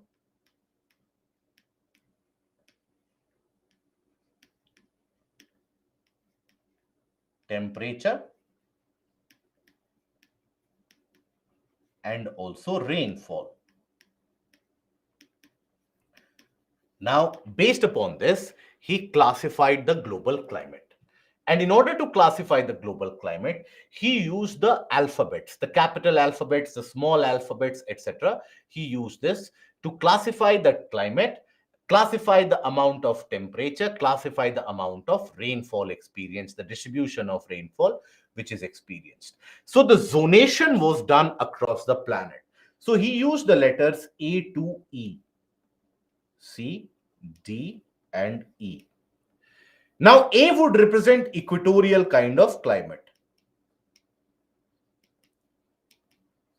type of climate.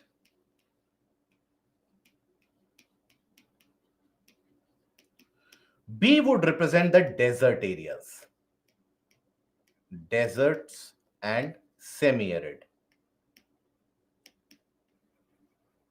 climate. C would represent the temperate regions, particularly the coastal temperate areas, which would experience moderate temperature. That the summer is not very hot, winter is not very cold either. So C would experience moderate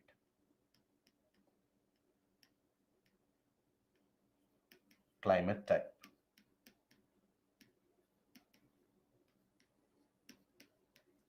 Then D is what he used to designate the regions of slightly higher latitude, such as northern Canada, Siberia, which would have very cold winters. They are not exactly polar, but very cold winters. So that is where regions such as Siberia, Canada, in these areas. So very cold winters.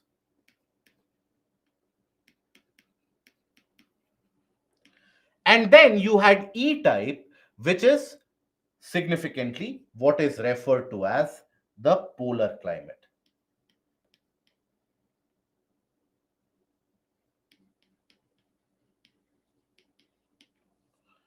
Okay. Kirti, humble gratitude from our side for such kind words. So, this is basically the kind of polar climate. So, this was the basic broader classification which was done. But then he was also sure about the fact, and he also observed the fact that despite being in equatorial region, despite being in, let's suppose, the subtropics, etc., sometimes when you encounter very high altitude, the temperature experience is less. What we experience in the case of the hill stations, what we experience in the region around, let's suppose, the area around Tibet, etc. So these are the areas where the temperature is different, the rainfall conditions are different. Why? Owing to the height, owing to the altitude. So that is where, due to the height, you have the difference in temperature. So that is where he designated the letter H. H would represent highland type of climate.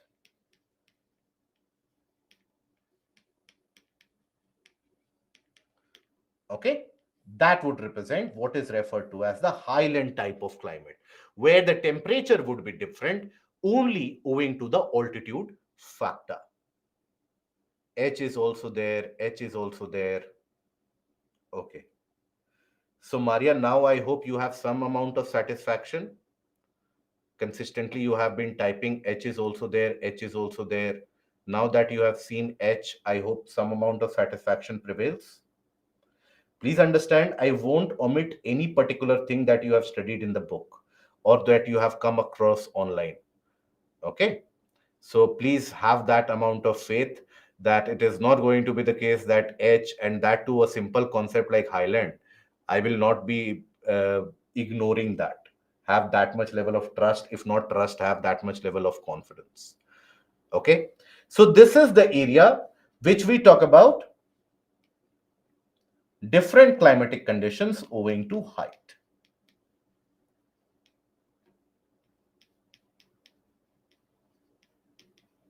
Conditions owing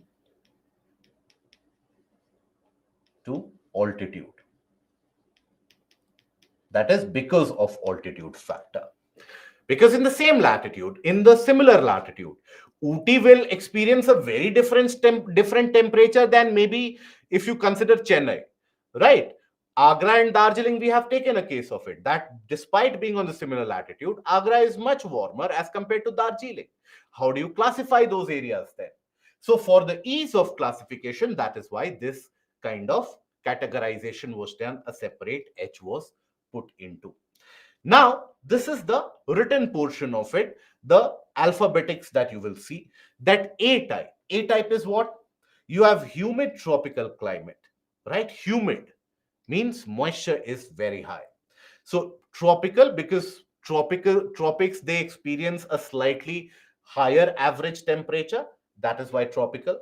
Warm and moist conditions throughout the year, and mean temperature is always above 18 degrees Celsius. The mean temperature, the mean average temperature is always above 18 degrees Celsius. That is the A type of climate. Okay. Then B type. B type is where you will have dry climate, right? Now, B type, I will tell you also how to find a pattern in this, that how you will find the, because you will be flooded with so many alphabets within the next 10 minutes that your mind will get clogged very easily. So I will tell you the pattern which will help you to recall this. But again, I would repeat, learning these codes is not very important. UPSC is not going to ask you the codes for the prelims examination, let alone for the mains examination. So here the B type is the dry climate, where there is a moisture deficiency, right? So you have moisture deficiency.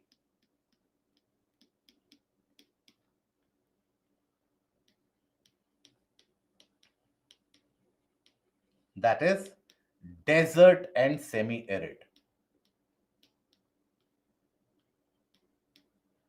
Semi-arid. Semi-arid means what? Arid means a desert. Semi-arid means what? Periodic rainfall you will receive. Maybe once every 2 to 3 months or once every month. That periodic rainfall. So that will be enough to support some grasses, but not enough to support the trees. So here, this is generally observed in the subtropical high pressures. Generally, subtropical high pressure areas. Then we have the C type, which is where you have the moderate climate. That is, the winters are not going to be very cold. Summers are neither going to be very hot either. So you have mild winters, average temperature of the coldest and the warmest months being between 8 to 18 degrees Celsius and around 22 degrees Celsius. So that is where you have moderate. So this is the temperate climate, generally found across the coastal areas in the mid latitudes. So generally,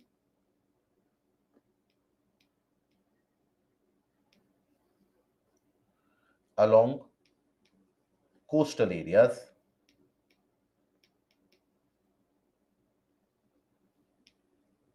in mid latitude.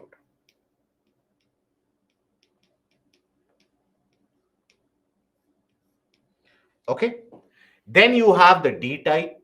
D type is where the temperature goes very low during the winter. It can be around -3, -5, -10. And in summer months, at max, it will go to around 10, 15 degrees Celsius, not more than that. So northern Canada, Siberia, these are basically the D type. These are not exactly polar, but then these are found in higher latitudes where the temperature goes very low during the summer months. Then you have the E type. E type is the polar climate characterized by the summerless season. That means you don't have the occurrence of summer season at all. Even in the summer season, in majority of the cases, the temperature remains below freezing point. So that is the E type of climate. Okay. So here, if you want to recall this, you can form your own mnemonic. Yes, you can form your own mnemonic as I am seeing Bhavi is developing that B for barren, C for classy, etc. So you can develop your own mnemonic, but then overall understand the basic pattern here, the basic trend that you will observe that closer to the equator, you will find the A type, right? Closest to the equator, around equator, you'll find the A type. There are variations at that as well. Then as you move slightly away from equator, you will find the B type. B type is present here. This is your B type. Then across the coastlines, you will find the C type. Then furthermore, closer to the poles, you will find the D type. And immediately at the regions of the pole, you will find the E type. So A type begins at the region of equator, slightly and steadily as you are moving away from the region of equator. That is when you will go to B, C, D, and eventually E type. Okay. Now, across the entirety of the region of equator, obviously the amount of rainfall will change, the pattern of rainfall will change. In certain areas, you will experience rainfall on a daily basis. In certain areas, not the case. So there is a classification even based upon the amount of rainfall received. If you have a rainfall which is received throughout the year, then you have the letter F which is attached. For example, AF, right? You have the letter F which is attached after that. Means full throughout the year. You have full rainfall. You can use that as a shortcut. So no dry season means rainfall is received throughout the year. Rains throughout the year.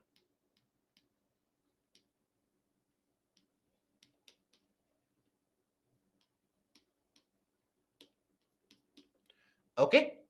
When then you have the M, that is AM, right? M is attached sometimes, that represents monsoon climate, where you have in monsoon climate, what is the phenomena? Substantial chunk of rainfall is received only during the months of the monsoon season. Around 70 to 80% of the annual rainfall is received after the dry conditions, after the prolonged summer conditions. That is when you receive substantial chunk of rainfall. So here only during the monsoon months, range during monsoon months.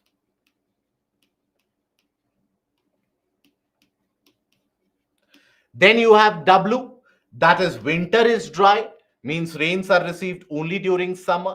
Then you have S, represents summer is dry and rains only during winter. Furthermore, you have a classification into A, B, C, and D, small a, B, and C, and D, and that is attached to represent the severity of temperature.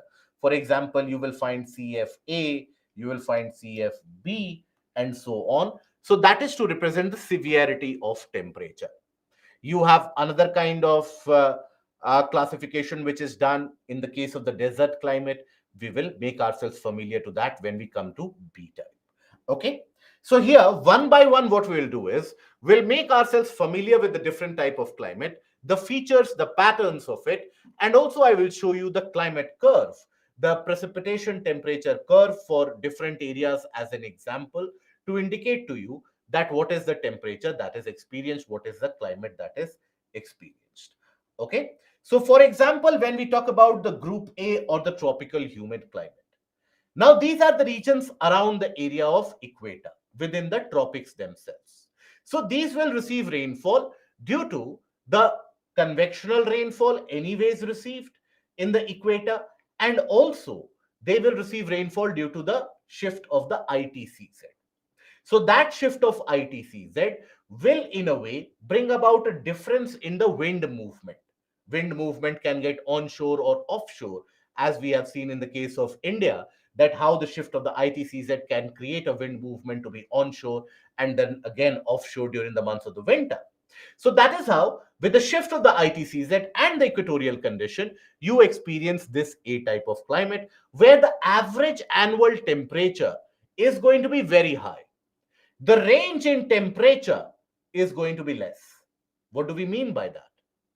That basically means that difference in temperature between the summer and winter is not going to be very significant. You will have a consistent temperature. Why? Because the moisture availability is going to be very, very high. So you have a consistent amount of temperature which is experienced. Okay. So here, tropical humid climates exist between Tropic of Cancer and the Tropic of Capricorn. That is where the tropical humid climates will exist. Okay.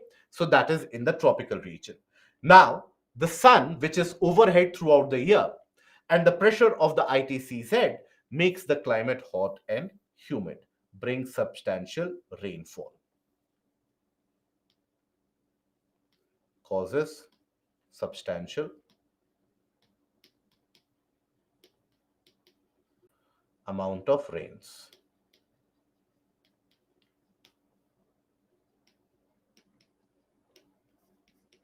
Okay. Annual range of temperature is very low. Range of temperature is low. Means the variation in temperature between the summer and the winter months, that is very low. That means temperature is almost consistent throughout the year. Okay. So temperature is almost consistent throughout the year. Is consistent throughout the year due to high amount of moisture presence. High moisture presence.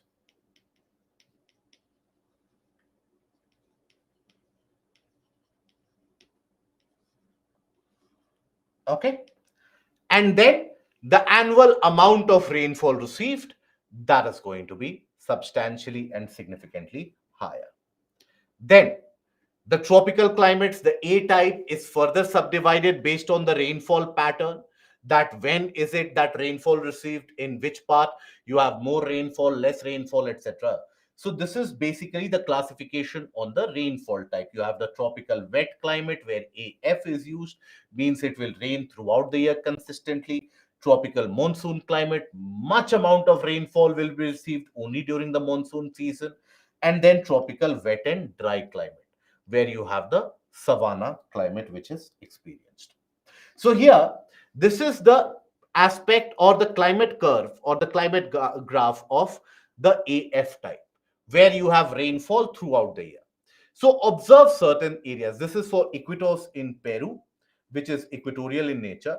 Observe that rainfall is received through the year, be it January, February, March, April, May, June, July, August, September, October, November, December. Every month, you receive some amount of rainfall. And observe the temperature. So temperature is consistent. Rainfall is received throughout the year. Temperature is consistently hovering between 25 to, let's say, 27, 28 degrees Celsius. That is the consistent temperature which is present. So that is where the temperature is consistent. Amount of rainfall received is very high. Now, here, constant or consistent temperature rains through the year.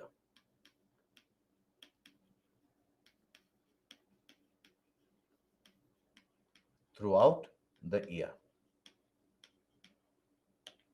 Okay. So here basically observe the amount of rainfall received every month. So you will observe almost every month you have close to around 250 to 300 millimeters of rainfall which is received, right? Every month almost. So to almost 200, 250, 300 mm of rainfall you will receive every year. Now, which kind of rainfall is received here? What is the which kind of rainfall do you think will be observed here? We have talked about the classification of rainfall. What kind of rainfall? Very good. You will receive here convectional rains.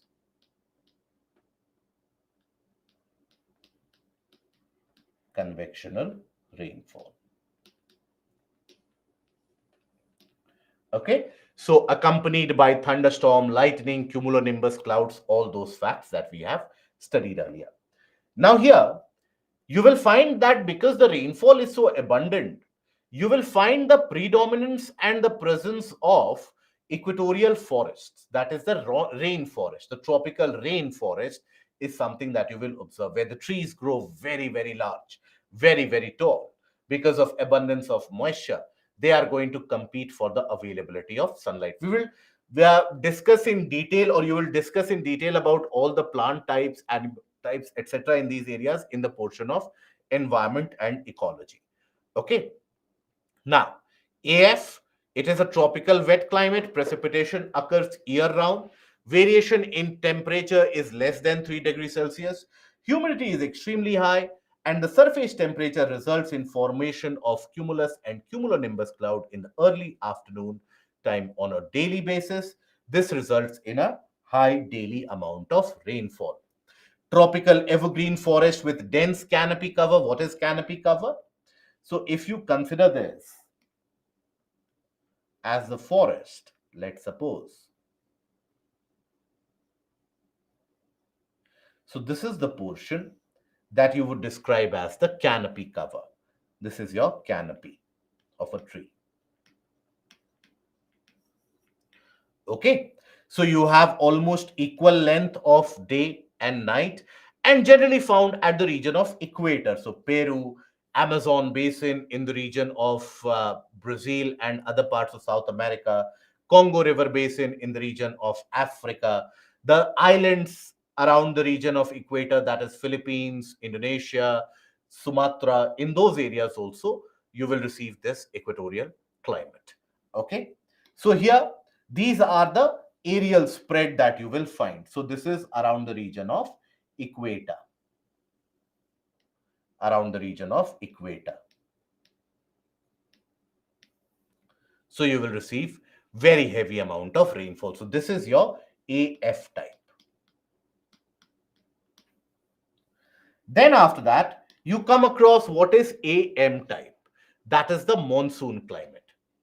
Now, in the case of the monsoon climate, now by the way, AF type will also be experienced in the tropical island areas. Because tropical islands, remember we had discussed during the time of the convectional rain itself, that tropical islands will also experience significant amount of evaporation, condensation, and occurrence of convectional rainfall. So island regions, they also experience the daily evening occurrence of rainfall. Then we have the AM type, that is the tropical monsoon climate. So, tropical monsoon climate basically here you have the maximum amount of rainfall received during the monsoon season, during the monsoon months. So, annual rainfall is similar to that of AF, but precipitation usually occurs within the 7 to 9 of the warmest months of the year. So, that is where the amount of rainfall is similar, but it is concentrated during the monsoon season. Okay. During the rest of the year, there is lesser precipitation. Winter is comparatively drier, comparatively. Found over the Indian subcontinent, northeastern part of South America, northern Australia, heavy rains occurs mostly in summer due to the shifting of the ITCZ.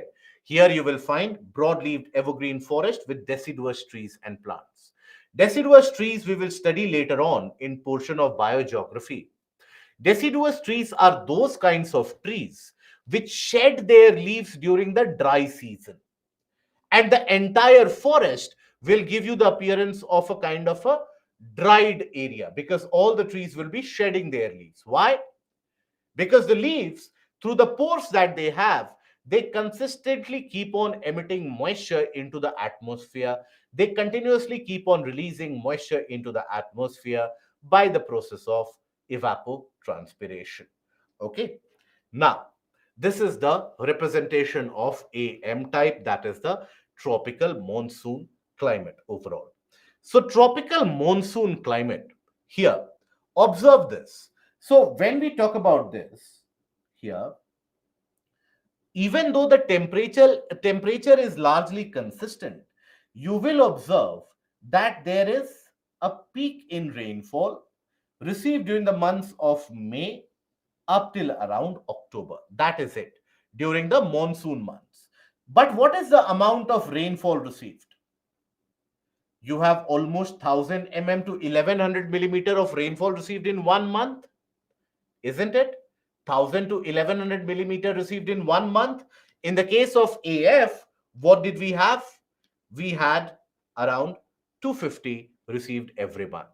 So closer to 4 months of rainfall received in AF is received in monsoonal climate only in 1 month. So you have almost equal amount of rainfall as compared to AF or equatorial, but concentrated in few months itself. So almost the equivalent amount of rainfall, almost equivalent amount of rainfall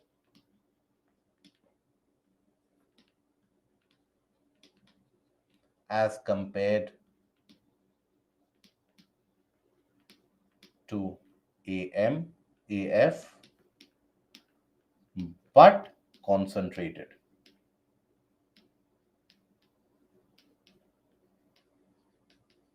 in one or few months. This is very difficult to remember. This is impossible to remember. Let me tell you. If you try to remember all this, it will be impossible. Unless and until you have devoted, you are very good at learning stuffs, which almost all of us are not good at it. Or let's suppose if you have revised this 50 times, 100 times, but then when will you revise other subjects? That is why I'm telling you, please don't harp upon the quotes. Here, understand what is the equatorial climate, rainfall every day. What is the monsoonal climate? Much amount of rainfall restricted in a few months after the summer heating. That is it. Is the mains PYQ of color coded cyclone warnings related to this topic? No, it was actually related to the portion of tropical cyclones. We had discussed about this in the portion of the cyclone classification as well, but it is something which was very much relevant in the current affairs. And due to the occurrence of multiple cyclones, that is why you had that question appearing from. But we had discussed about this, if you recall, that you have the low depression, you have the intense cyclone, very strong cyclone, then you have super cyclone, so red, orange, yellow, green. That is the classification. Okay, so this is the AM type. So AM type, generally you will observe wherever you have the monsoonal climate, slightly away from equator as compared to AF. AF will be exactly at equator. Slightly away, still in the tropics, you will experience the AM type of climatic conditions. Then we come across what is referred to as the AW, or the tropical wet and dry climate. Now, this tropical wet and dry climate, this is what is also referred to as savanna.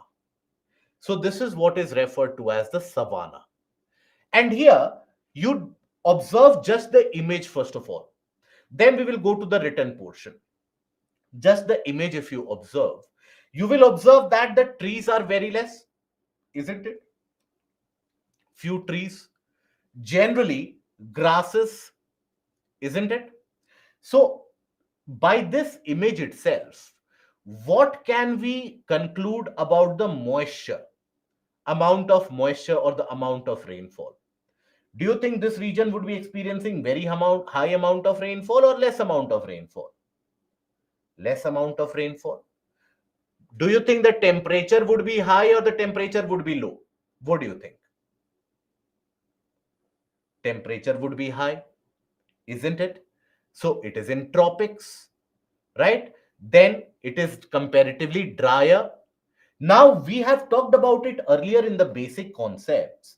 So when you have a dry region, when you have a moist area, now the loss of heat will be higher in the case of dry region or in the case of the moist area. Loss of heat will be higher in the case of the dry or the moist. Beautiful. Always in the case of always in the case of dry, because moist air will retain heat. So in the, if we talk about the nighttime temperature or the winter temperature, that will be colder in the dry area or in the moist area. The nighttime temperature and the winter temperature will be colder in dry area or moist area. Always dry area, because that is where you have loss of heat because of dry lapse rate, which will come into the picture, isn't it? So that is the basic phenomena here. Here the amount of rainfall is less. You have the rainfall in very few months, right? So here you will receive rainfall during the summer season for certain months. Winter is mostly going to be very, very dry. That is why here you will find that because it remains dry for a very long time, you have the conditions of very dried grasses. And then before the onset of rainfall, as the clouds they start to build up, that is where the thunder, lightning strikes the ground, and easily wildfires are observed, where the dried grasses they get burnt. It is in these areas where you will observe large scale animal migrations, where elephants, zebras, etc., they will move for very large number of kilometers to get access to some amount of water. Again, as the rains come, suddenly everything will become very, very green. Serengeti region in Tanzania, one of the examples of this condition. So observe here that rainfall is received during the summer season. Otherwise, it is generally drier. So basically, these are your areas. So here you have the creation of tropical grasslands. Tropical grasslands are experienced. So here you have Campos as the grassland in the region of Brazil. You have Llanos in the region of Venezuela. These are your grasslands. Okay. Now, please don't get confused by this image. This is for Brazil. Brazil lies, and this portion lies in the southern hemisphere. So the winter and summer will be different for Brazil as compared to India. So here, tropical wet and dry climate. So wet season is very short and dry season is longer, with the drought being very, very significantly severe. So here, the temperature is high throughout the year, and the diurnal ranges of temperature, that is the daily range of temperature, is the highest during the dry season. That means during the dry season, the daytime will be very hot, nighttime will be substantially cold. So what diurnal range of temperature means is daytime temperature is very high and nighttime temperature is very low.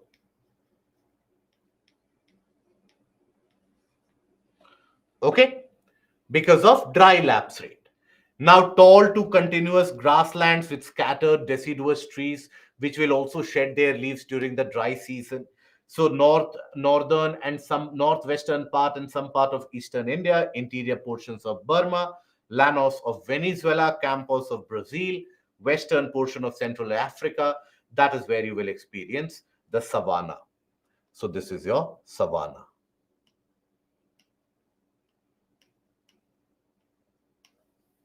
So this is where you will experience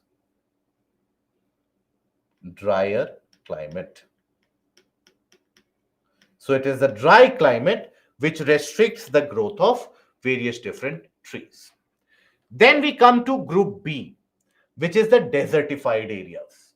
So here, most of the deserts that you find are created because of two major reasons.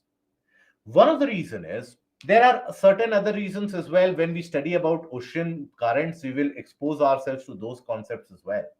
But as of now, the prime two reasons for the creation of the desertified area. Now, desertified area means what?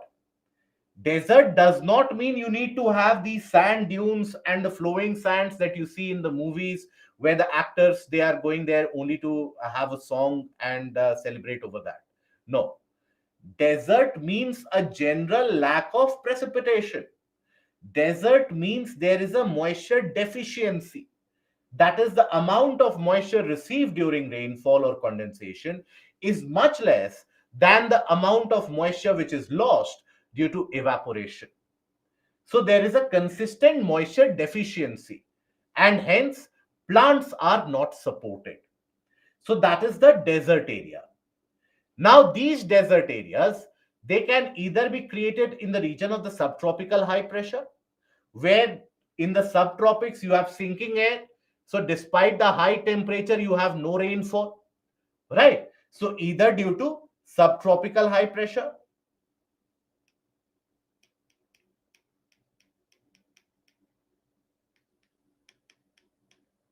okay, or due to the continentality of an area, where a region is present in the hinterlands and in the leeward or the rain shadow zones of areas which anyways receive less rainfall. For example, Central Asia, around the region of Mongolia, many areas of Iran. So that is where, due to continentality,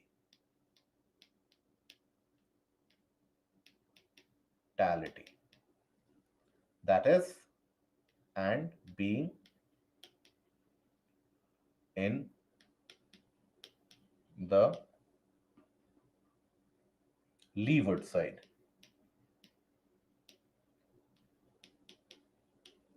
of mountains.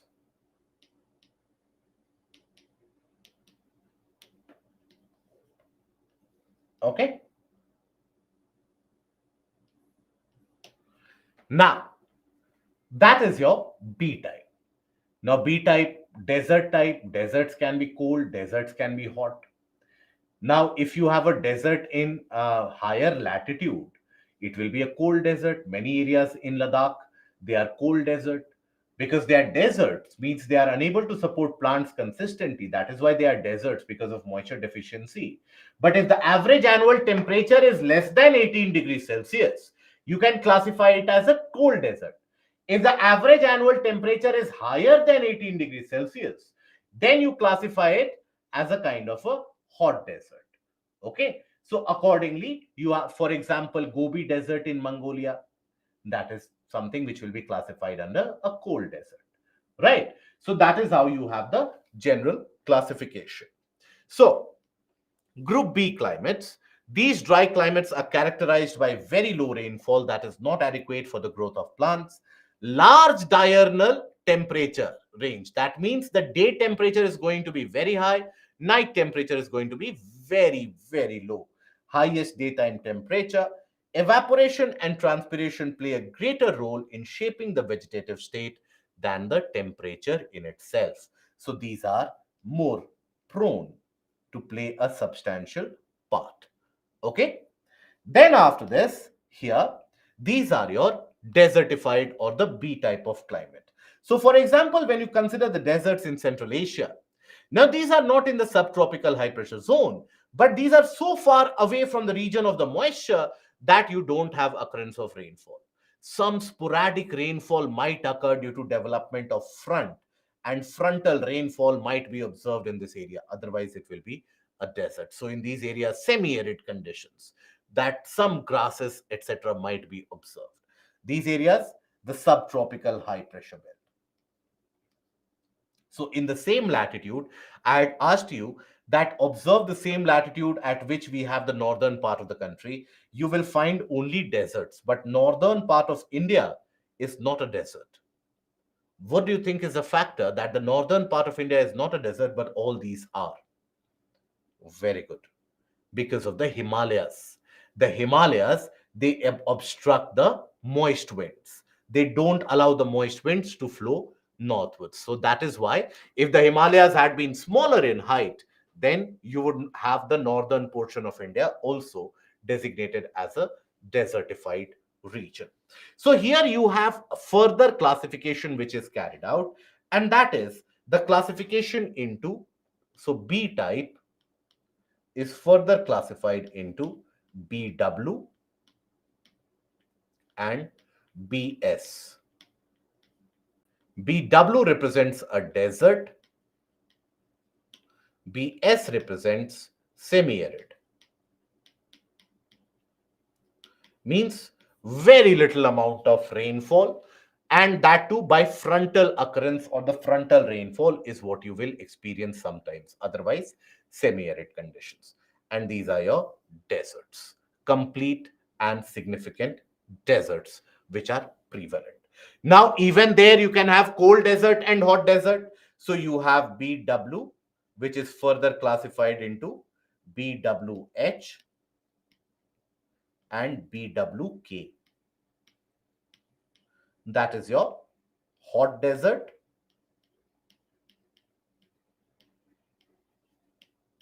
and this is your cold desert, where you will find average annual temperature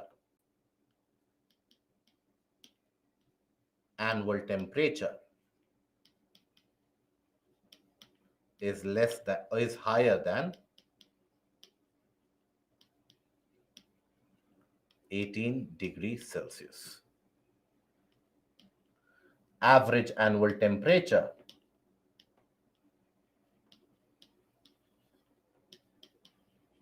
is lower than 18.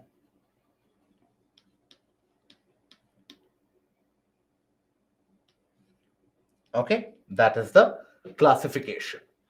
Now here, so BW type, that represents around 12% of the Earth's total area. That is the dry desert. You have very unique kind of plants which are very seasonal in nature, but more or less they won't have leaves. And why is it that they don't have leaves? Because through leaves, the plants lose moisture. And here the plants need to retain moisture. That is why the green pigmentation or the chlorophyll will be found to be present in the region of the stem itself. So stem is where you will have the food also which is stored. So that is where you will have fleshy stems, and the thorns are present on the stem to obviously keep the predators at bay so that the food and water can be stored there.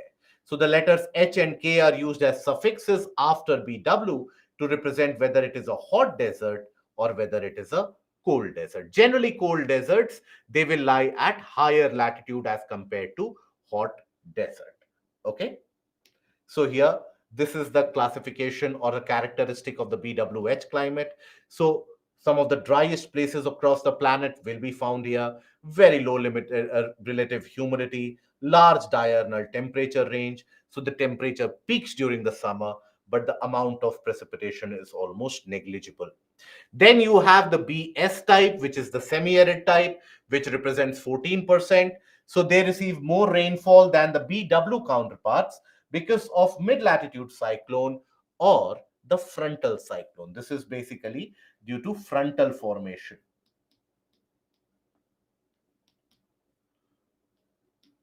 Frontal rainfall. Okay, so that is the classification in general. Here, by the way, if you take a look at the map here, you will find BWH and BWK. So BWH, these areas, and the BWK, these areas. Even Ladakh will come under BWK. This is very theoretical. I agree. This is one of the most theoretical portions that you will come and encounter in geography. BWK or BSK? Okay, I would like to ask, which is the book that you are opening right now? Which is the book that you are referring right now, Maria, where you are getting this very frequent fear of missing out or FOMO feeling? Which is that book that you are opening? Whichever book you are referring to, please understand, we are going to cover the basic portion in the PPT, and the basic portion that we are covering here, that is more than sufficient for your examination. Okay, so I hope it gives you some amount of relief, the consistent fact checking which is going on. So do one thing, as of now, try to close the book. After the class, after the session is over, then you can open up the book. You can explore as much as possible. As of now, just close the book for a few moments. Please pay attention on what is being talked about. Okay, you will understand. Okay, I hope I'm making myself clear here. Right. Now, this is your BSH. BSH is the hot semi-arid area where you will find, for example, the presence in the region around Australia, again in southern hemisphere. So that is where some amount of rainfall would be received during the summer season. Otherwise, not significant amount of rainfall to be observed. The temperature range is very, very high. Then you have BWK and BSK. These are your mid-latitude deserts and the steppe. Steppe is where you have, in the temperate region, you have the presence of grasslands in that region. So steppe represents the grasslands which are found in the region of Central Asia. So these represent grassland in Central Asia.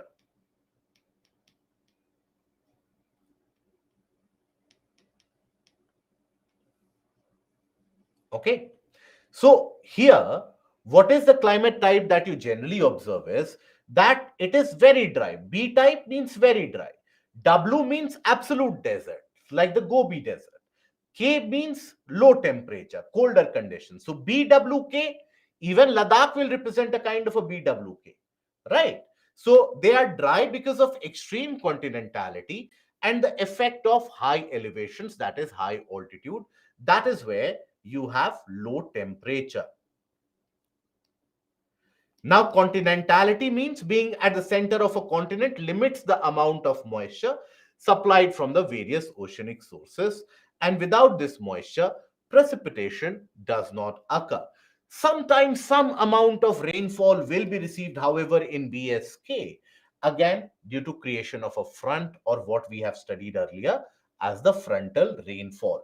So that is where sometimes some amount of rainfall will be observed. Okay. So presence of mountains upwind of these climates can further reduce the moisture availability because of rain shadow effect. That is the leeward side. Okay. Then major expanses of mid-latitude deserts can be found to the east of the Caspian Sea, north of the Himalayas, in western portion of United States, such as the Mojave Desert, in the region of Utah that you have in US, and the east of the Andes, and also around the region of Atacama Desert. Mid-latitude deserts have a greater range of both daily and annual temperature as compared to the subtropical counterparts, because here the nighttime temperature goes very, very low as compared to the subtropical. Okay, mid-latitude steppe, latitude steppe,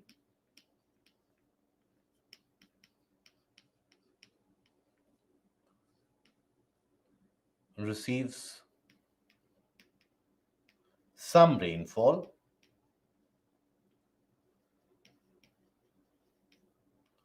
of rain due to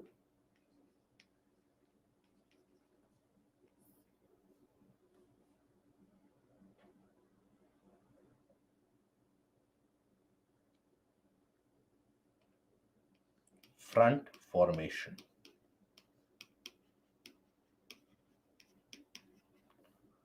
Enough to support grasses,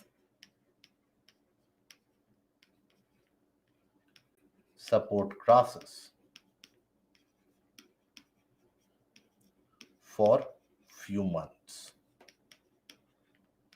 So what will be the prime occupation in these areas?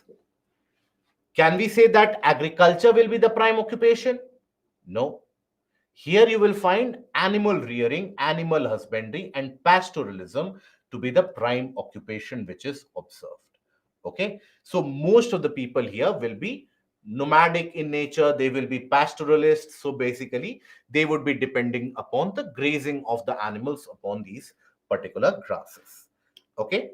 So this is the kind of precipitation pattern. Then we come to group C, that is the mid-latitude climate. This is where you observe moderate kind of climatic condition without any extremity being witnessed. So you don't experience an extremity, but a moderate. So the summers are not very hot, winters are not very cold. Summers are not very hot and winters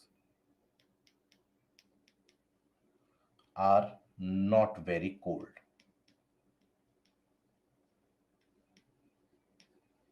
Okay.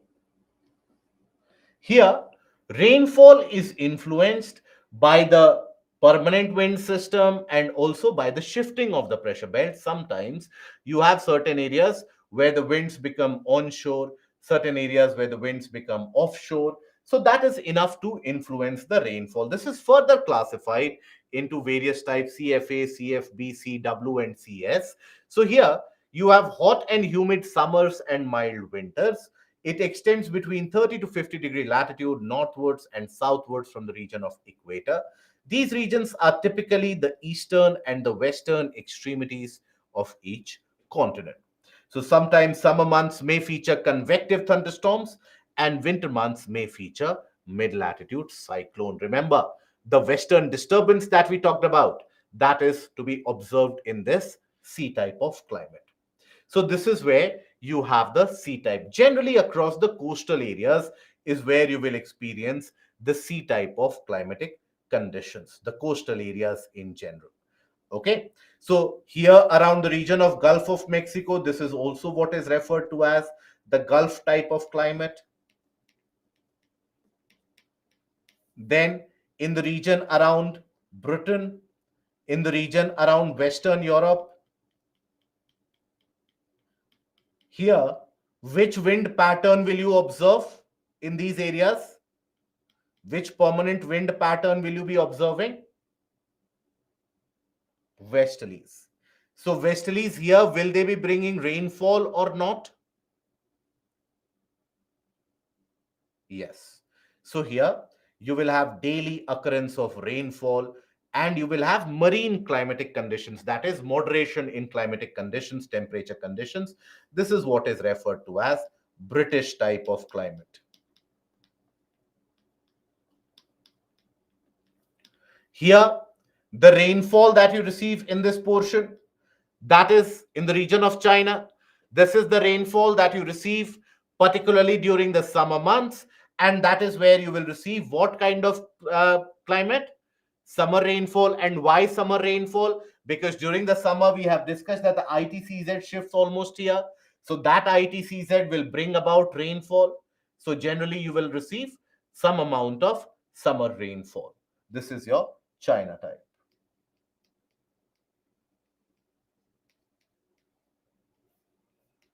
Okay. Then you have the aspect of Mediterranean climate. This is where you receive rainfall during the Mediterranean during the winter months due to shifting of pressure belts. That is where it is the Mediterranean type of climate. So you have the various different types of climatic classification.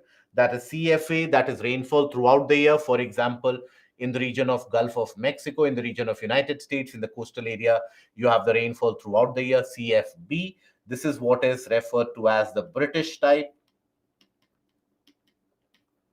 CS, that is the Mediterranean type, and CW, that is the China type. So here you receive winter rains. Here you receive summer rains.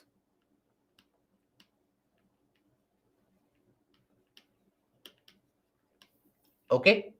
So only this much is there to understand for your prelims. Winter, summer rain, why it happens, that's it. Okay. So here, CFA, that is the humid subtropical climate. So it lies on the eastern part of the continent, and that is in the case of the Gulf type, you would have observed no dry season because the air masses, they are particularly moist and unstable, causing rainfall throughout the year.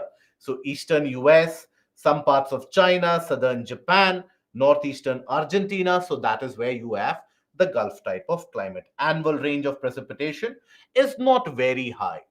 So it is not equivalent to the A type of climate. The range of rainfall or the amount of rainfall received is particularly less here. But still, the moisture is sufficient because the temperature is lower as compared to the A type. So even this much amount of moisture is sufficient here. So this is where observe that the rainfall is received throughout the year. Okay, this is for Memphis, Tennessee, which is there in United States. Then these are the C type climate again. Then we come to the British type or CFB, British type. So this is slightly to the polewards as compared to the Mediterranean climate. Polewards mean northern region. So this is the region where you experience Mediterranean climate. This is where you will experience the British climate, that is the western part of Europe and also the region of Britain. So here in the northwestern Europe, then west coast of even North America, north of California. So these are the areas where you will receive high amount of rainfall only because of the westerlies and the marine influence. So due to marine influence, the temperature is moderate and in winter it is warmer than its latitude.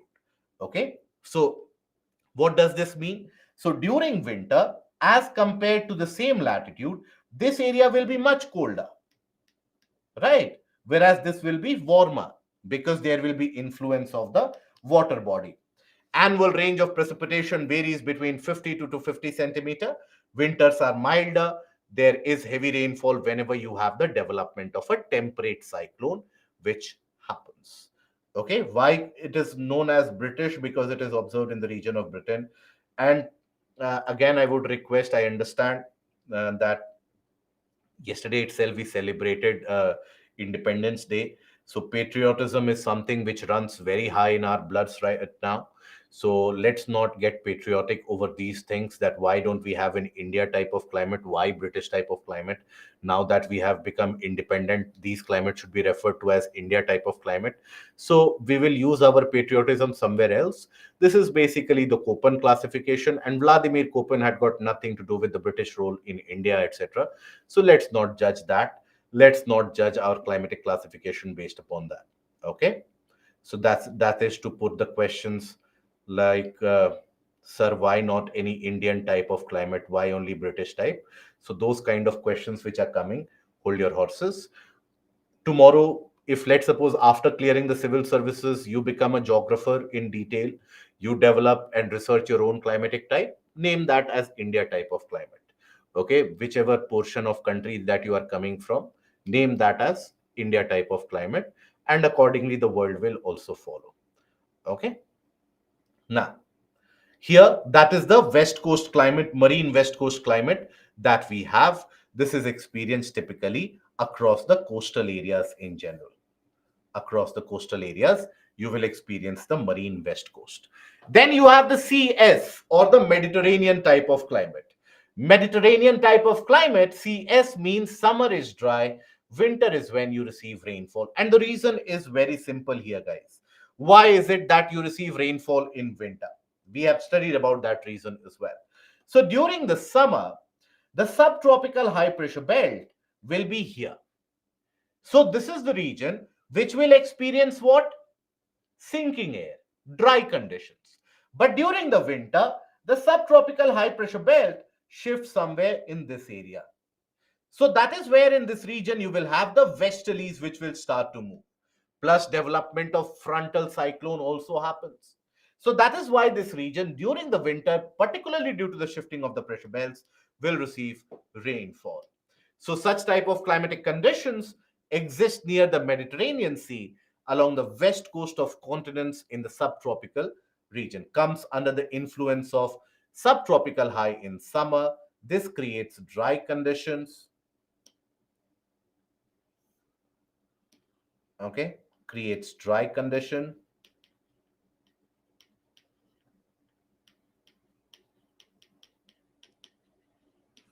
And then westerly wind in winter, which becomes onshore, and also you have development of cyclonic circulation. So precipitation is heaviest during the winters due to mid-latitude cyclone. There is hardly any rainfall during the summer.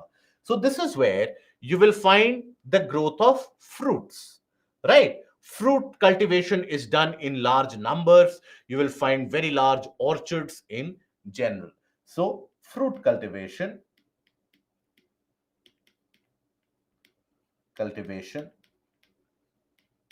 is very common.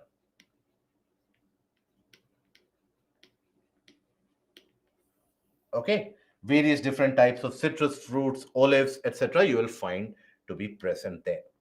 Then you have CW, or the China type. Here the rainfall is received due to the portion of the region receiving rainfall due to the shifting of the ITCZ.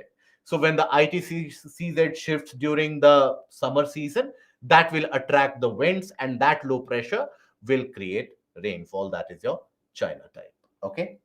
Then we move on to the D type. So these are also present in the higher latitudes, but in the continental areas, that is in the inland portion. Now we have studied earlier that inland portion, they experience very high temperature, they experience very low temperature, particularly during the winter. The range is very high. So accordingly here, these are the continental areas where you will experience D type. In the southern hemisphere, you don't experience D type because you don't have much of a land mass which can represent the interior or the continentality at these latitudes. So that kind of a landmass is prevalent in the northern hemisphere itself. So cold snow forests, forest climate as it is referred to, it occurs in the large continental area in the aspect of in the northern hemisphere between 40° to 70° north latitudes in the region of Europe, Asia, and North America. Summers are typically warm but can also be cool, while winters are significantly colder. So northern portion of Canada, also the portion when we talk about the region of, let's suppose, Siberia, these areas. During the summer months, the average temperatures can climb to around 10 degree, while in winter months it can be less than minus 3 degrees Celsius as well. Here also you have a classification not required for the examination. UPSC has not asked about the codes till now, so please don't start delving upon the codes in detail. Just understand DF means coastal areas which will receive rainfall through and through. Then DW, cold climate with dry winter, precipitation during the summer. DS, cold climate with dry summer. Okay.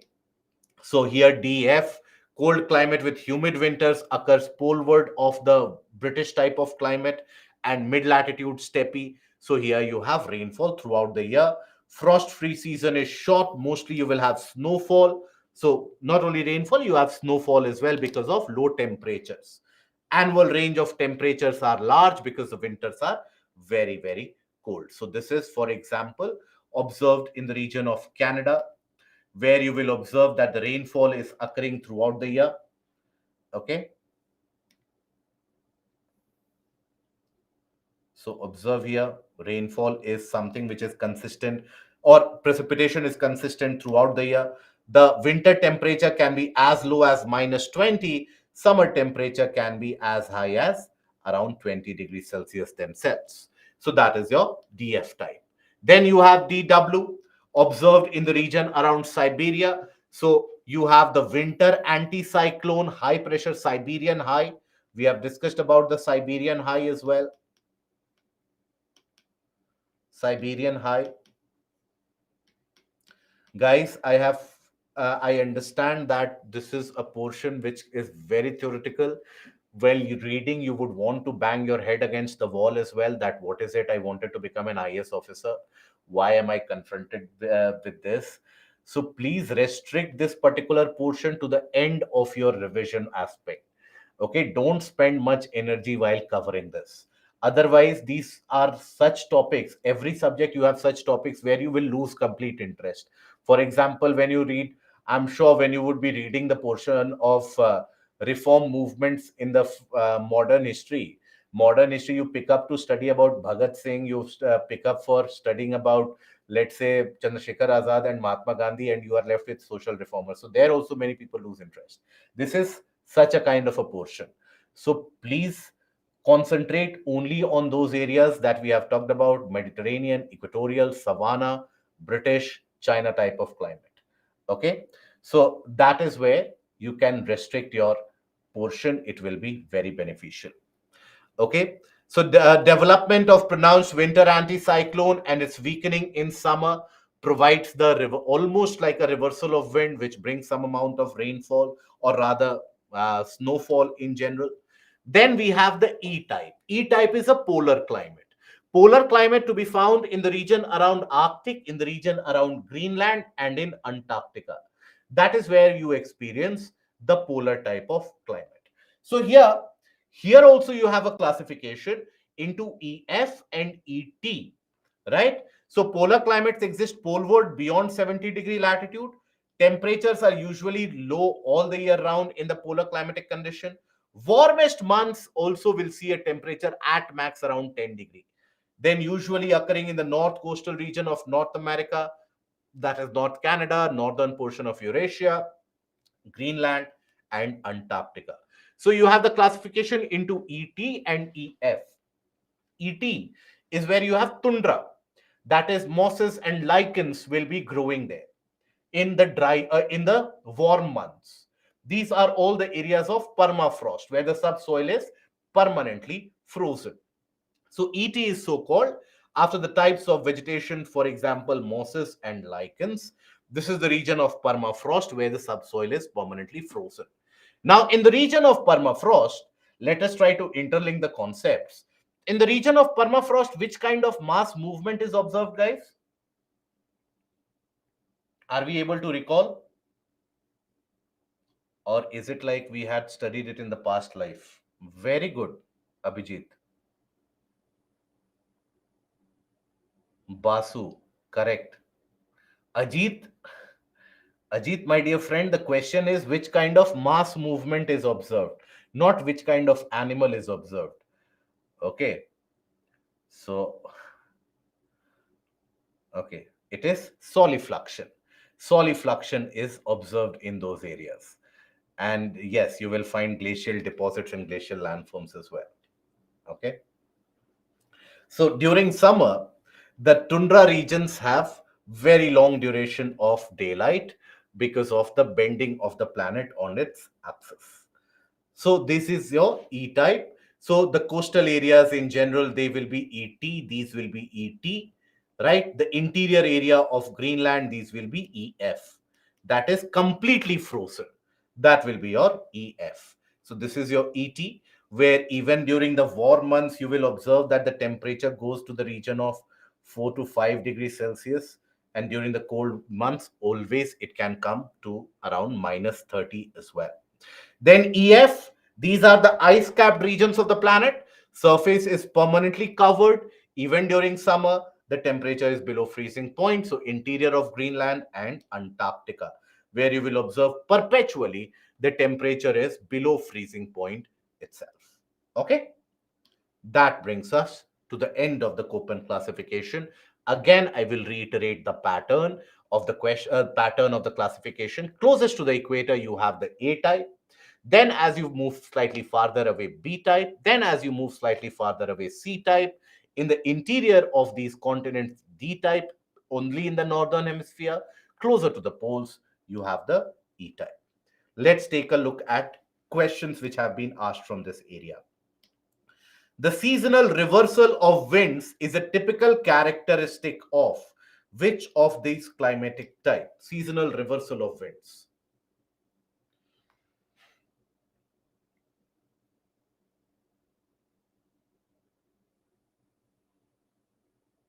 Usna wrong.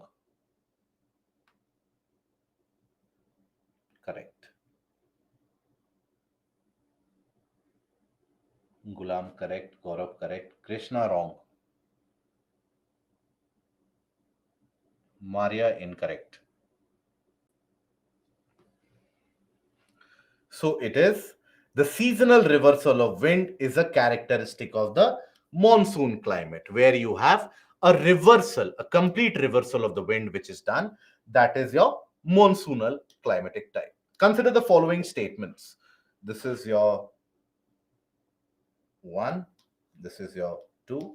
Let's name this A, B, C, and D. Read this question carefully. Okay? Read this question carefully and attempt this question. I will give you 30 seconds for this. Consider the following statements. Okay?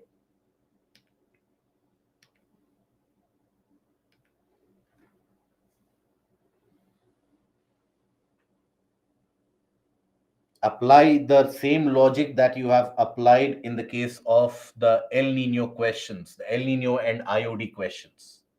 No, Somile, that is incorrect. Gaurav, absolutely correct. Good. Somile, that is why read the question statement correct. Garvit correct. Vivek incorrect. Gulam correct. Shalja wrong. Lakshmi, Akshita, Ayush correct. Good. Majority of you have given the correct answer. So here, the winds which blow between 30-degree north and 60-degree south latitude throughout the year are known as westerlies. No. What is incorrect here? Here it should be 30 degrees south and 60 degrees south. Between 30-degree north and 60-degree south, you don't have any wind pattern which blows. Right? So here by changing north, UPSC has played the trick. Okay? So that is where this is incorrect. Then moist air masses that cause winter rains in the northwestern part are a part of westerlies. This is going to be correct. So the correct answer is B, 2 only. Which of the following is the characteristic climate of the tropical savanna region? Rainfall throughout the year, rainfall in winter only, extremely short dry season, a definite dry and wet season.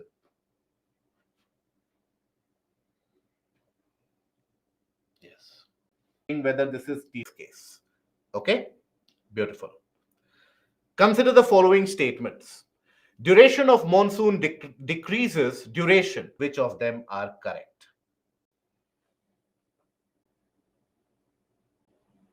Last, the rainfall reduces. Okay. During a thunderstorm, the thunder in the skies is produced. Oh, two Taruns are there in the class. My bad. So during a thunderstorm, the thunder in the sky is produced by meeting of cumulonimbus clouds in the sky, lightning that separates the nimbus cloud. So this is about thunderstorm. Violent upward movement of air and water particles. So what creates thunder into the sky?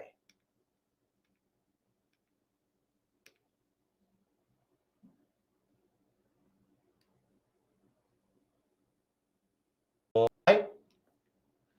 Thunder is produced why? Because when lightning happens, the air immediately in the vicinity of that lightning significantly heats up and violent expansion of the air happens. That is why thunderstorms, they do take place. This is a question that we have already discussed. Okay.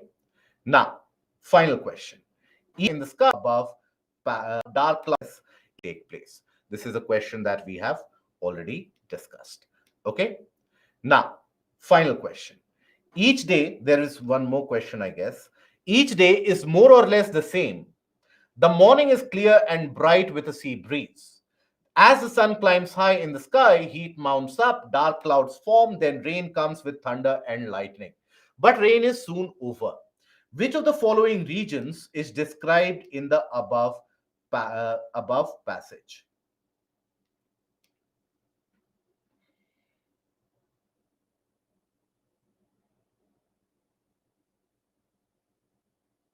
Good.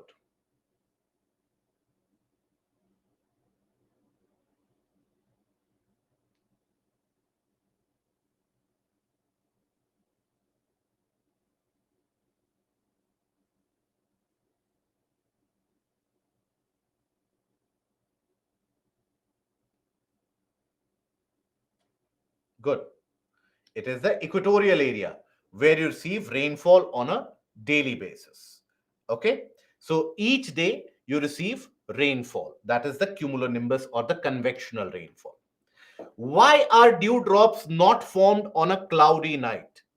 So clouds absorb the radiation released from the Earth's surface. Clouds reflect back the Earth's radiation. The Earth's surface would have lower temperature on cloudy nights. Clouds deflect the blowing wind to the ground level. Why is it that the dewdrops are not formed on cloudy nights?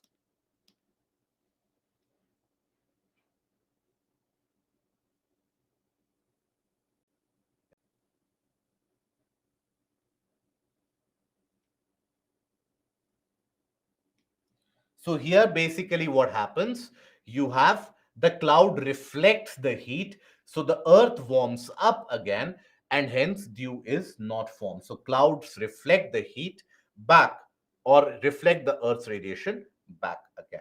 Okay, so that is where we'll finish the portion for today, and we will finish the portion and we will get back to the portion of oceanography from tomorrow.